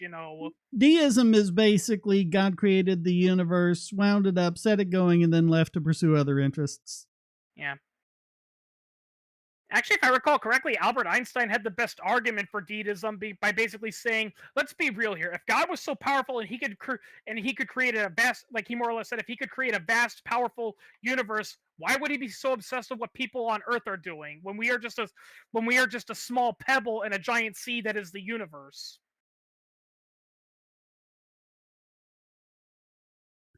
Wikipedia for John Locke, under religion, it just says Western philosophy. Mm. I'm trying to see if I can find anything else on it. Atheists aren't consistent. If they were consistent, they wouldn't be statheists. They'd be libertarians. Yep.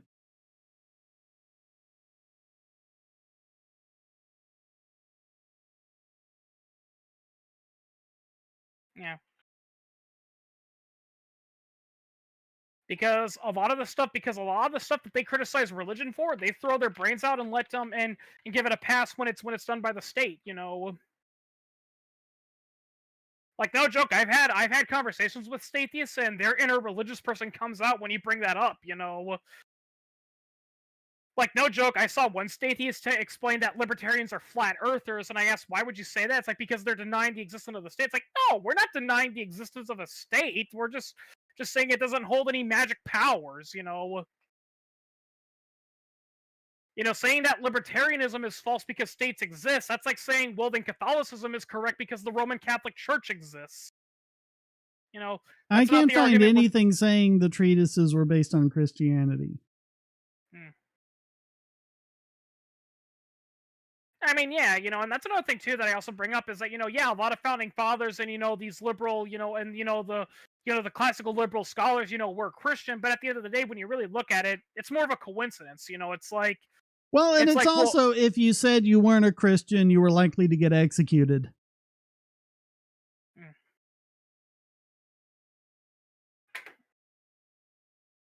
I mean, you were only like 300 years away at that point from being able to be executed simply for owning an English copy of the Bible. Oh, Constantine was not in any way libertarian. The Emperor Constantine from Rome? That's what he's saying. Yeah, if Constantine was a libertarian, he wouldn't have been a Roman emperor. Or his rule would have looked really, really, really different. Yeah.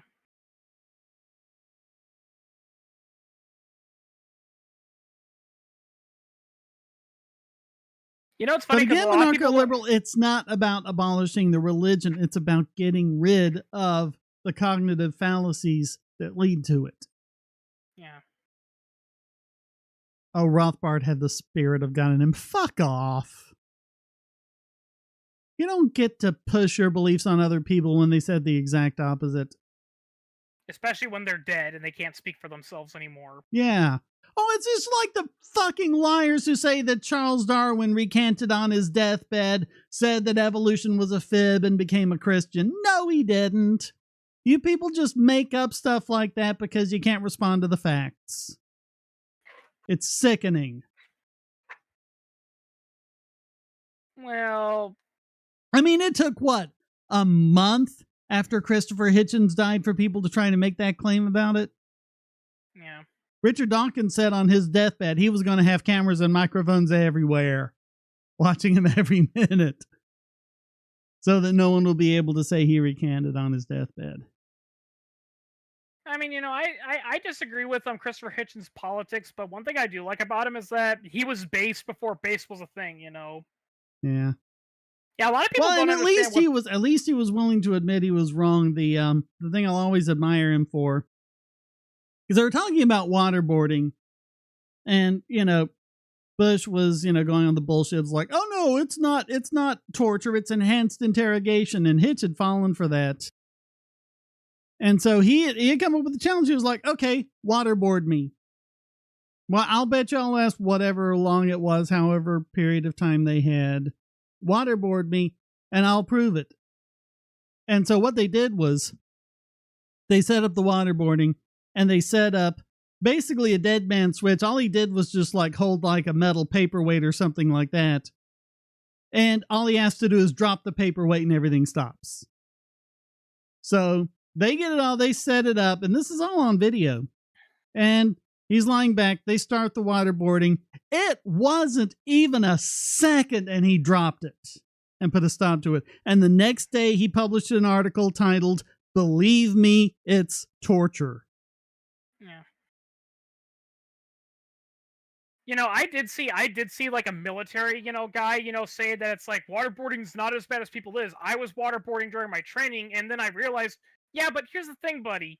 You're special forces. You already went through some really, really, really, tough physical training, so I'm pretty sure you can handle it. Most people that are getting waterboarded are not special forces soldiers. And no, monarcho-liberal, you cannot use the corruption of Christian religion by the state. Come on, why didn't Thomas Aquinas come up with it? Why didn't Augustine come up with it? There were plenty of prominent Christians who could have come up with that and would have had no qualms about publishing it. And they didn't. Because your religion is fucking evil. And you're just making excuses for it. Wow, sorry, but it's true. I think we just brought out Lord Killian. Yeah, sorry, but they inspire that in me. God, well, I mean, how can you have thinking go that badly? How is it possible for thinking to go that badly? Well, I'll give you credit, Monarcho. You said fair point, At the end of the day, it's, like, again, the problem is you've got all of these ideas coming up by people who were rejecting Christianity, and you're trying to give Christianity the credit for it. No. Fuck no. Kind of like those people that kept using Thomas Aquinas as proof, he brought up proof that God exists. But the fact of the reality is that when you really look at Thomas Aquinas, that's not what he said. And another thing I also bring up too, and this is what I was going about earlier with the whole idea of presentism, you have to remember, Thomas Aquinas, I forgot what century it is, he grew up there in a time where our knowledge of the universe was limited, Well, he was basing everything on Aristotelian physics, which we know is incorrect. Yeah, But and even at that, he was like, okay, we've got to this point. We don't really know what it is, but we call it God. That was how he ended everything. That's just what we call God. Whatever that is. We just put the God label on it. I mean, this is what I go back, with, why we got to stop doing presentism attitude. It's like, we can't, be dismissing, people like that, for being stupid because they believed in God. I mean, it's just like that. Like, people didn't used to believe that the Earth, that the universe revolved around the Earth because they were stupid or self-centeredism. They were just going with what they understood. We know better than that. Well, it's more difficult to make the observations that the Earth is a spinning spheroid. Yeah.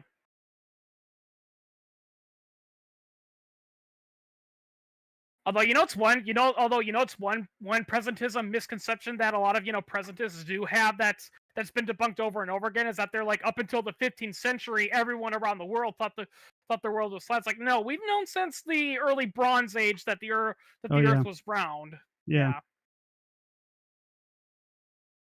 Yeah. Christianity should get no credit for it. Yeah, Lao Tzu came up with it in the 6th century BC, which means Christianity has no excuse. You can't even say, well, oh, no one had come up with it before then. No, It's like what we were saying about Muhammad that one time. Yeah, Muhammad made a lot of really good reforms, but he was no better than, and not even as good as, the best of the people up to his time. In fact, he was backwards in a lot of ways. And that's not what I would expect from a prophet.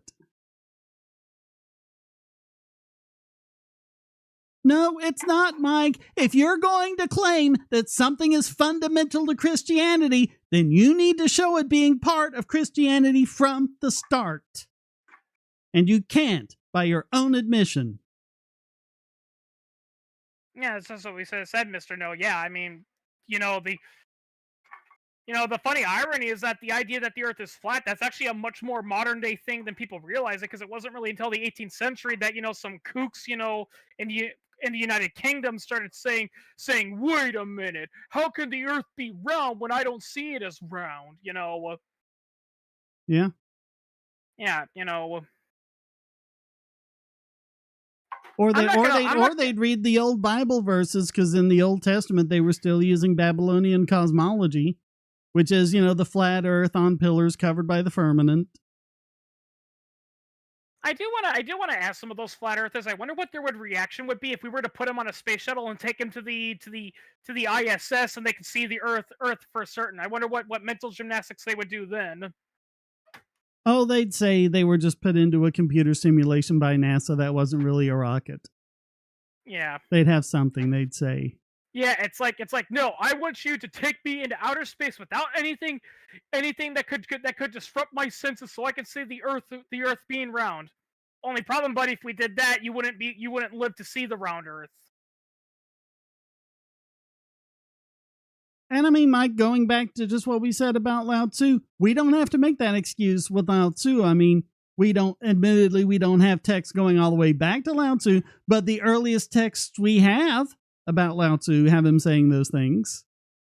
Yeah. So we don't have to make up any crap about why it took thousands of years for someone to attribute that to Lao Tzu. Yeah. And yet you're having to do that with Jesus. Yeah. Why couldn't, instead of the 10 Commandments, why couldn't God have just handed down the non-aggression principle? Yeah. Because it wasn't about that. Why did he waste a whole commandment on the graven images thing? Oh, here's another thing, too, that people fail to realize. It wasn't 10 commandments, it was 613 commandments. Yeah. They were just kind of taking an arbitrary list of the 10. Yeah. And even then, they vary based on the type of Christianity you have. Yeah. And another thing, too, that people fail to realize, if I recall correctly, in the original story, the 10 commandments only apply to the Israelites, meaning that was how they were expected to treat each other. Non-Hebrews, weren't susceptible to that. So well, there's all sorts of things like that in the Bible. God gives a commandment to one person and they disobey and God punishes them. It's like, oh, well, we all have to do that because of God's commandment. Well, no, because God was just commanding that one guy at that one time. He wasn't giving a universal commandment.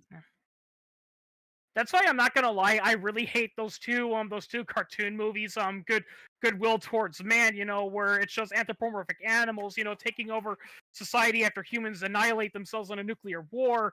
And one of the church mouse's conclusions was it's because humankind didn't follow the Bible. Yeah. Yeah, it's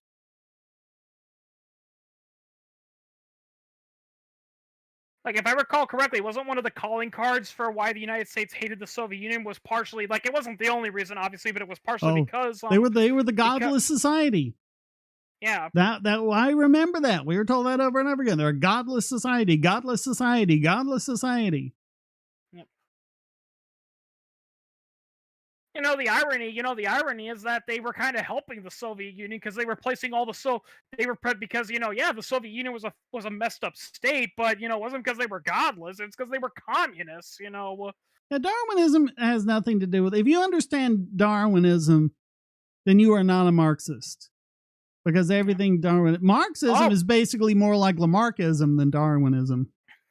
Oh, by the way, TIK History recently did a video about Darwin and Darwinism because it was about did Darwinism create Hitler, and he talks about it and he tries to give the benefit of the doubt and he goes through one argument and he was reading all these quotes and all that from what this person said about how Darwin supposedly said this, and then he goes, "There's just one little problem with that argument.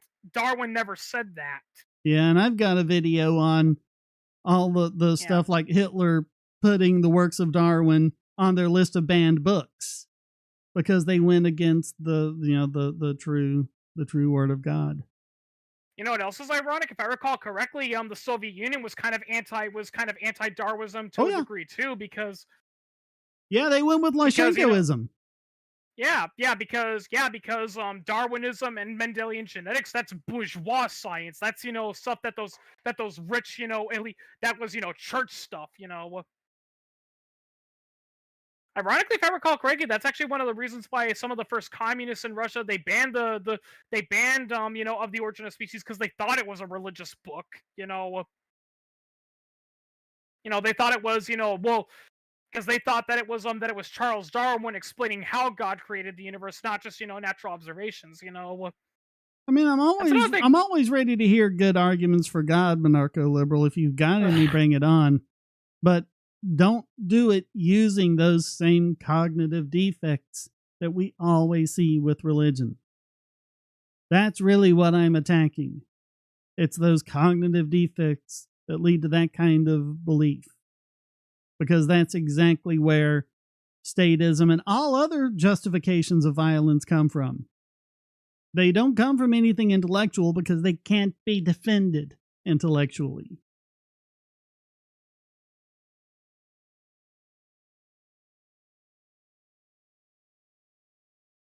And now here come the ad hominem attacks. Yep. Could have made money betting how that would go. Hmm.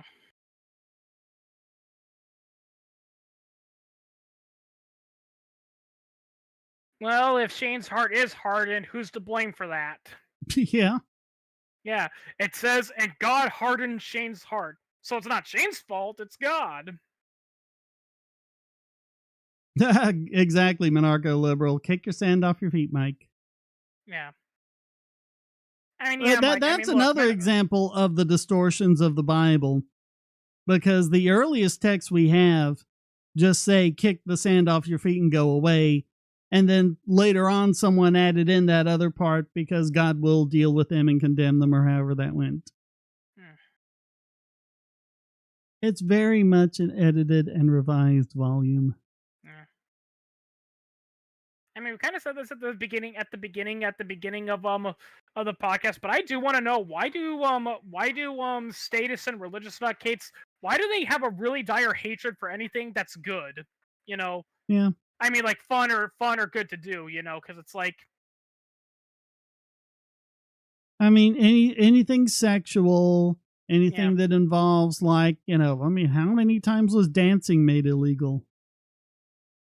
Oh yeah, and of course there's the whole, the health movement, which is where they're trying to ban unhealthy food and smoking and all that. Yeah. And like, look, don't get me wrong, Or junk food. prohibition. Christians were absolutely behind prohibition.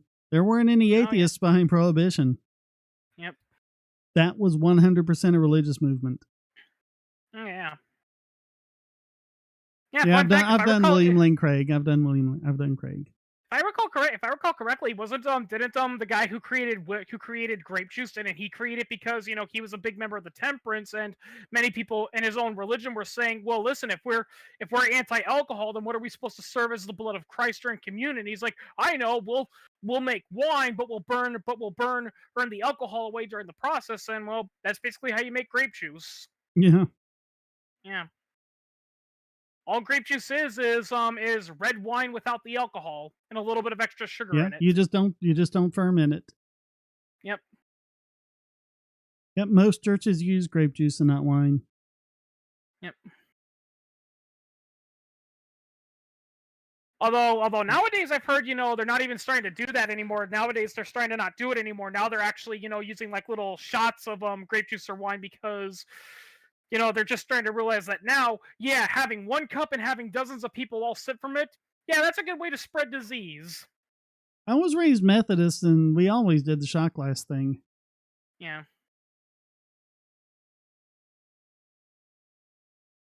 Then again, you also said this: the Methodists are the type of people that think that the only way you can be truly baptized is you have to take a bath in holy water. They can't just do that little holy cross thing. Oh no, that's Baptists that do that. Oh, Methodist sprinkle. oh.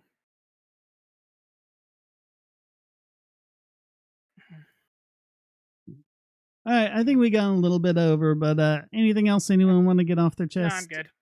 All right. Man, getting you riled up. That seemed to invigorate you a little bit. Yep, got my energy levels up. Yeah. Always gets my juices going when it's religious idiots showing up. That could be a perfect antidote, where it's like, yeah, Heather's like, your doctor's there. And it's like, I don't get it. He's so weak, and he should have gotten over his cold by now. Oh, I know what to do. And Heather comes up. He says, Shane, honey, there's a religious nutcase promoting bogosity on the internet, and people are believing him. It's that whole thing from XKCD. Cue Ball is up there on the computer. And Megan comes up behind him. He's like, "What are you doing up so late? Come to bed." And he's like, "I can't. Someone is wrong on the internet." Yeah. But I do need to be getting back to it. So, yeah. Thanks for a rousing live stream, everyone. Yeah, you started out dead, and yeah. I mean, I don't know how you're feeling right now, but it sounds like you're feeling a teensy bit better. Yeah, and I'm still crudted, but at least it was entertaining. It kind of lifts your spirits. I mean, no, it's not an ad hominem. Learn what ad hominem means, people. Yeah. I mean, there is a little bit of truth to what they say about how some symptoms, of an illness are psychological because, when you're sitting around, in pain, doing nothing, it gets to you, Yeah, but I mean, you're burning off energy for a reason, and so when you do something like that and it burns off, you pay the price for it later, but hopefully that'll mean sleeping through the night. Okay. So I'll get better. All right. Thanks a lot, everyone. Stay strong and be free.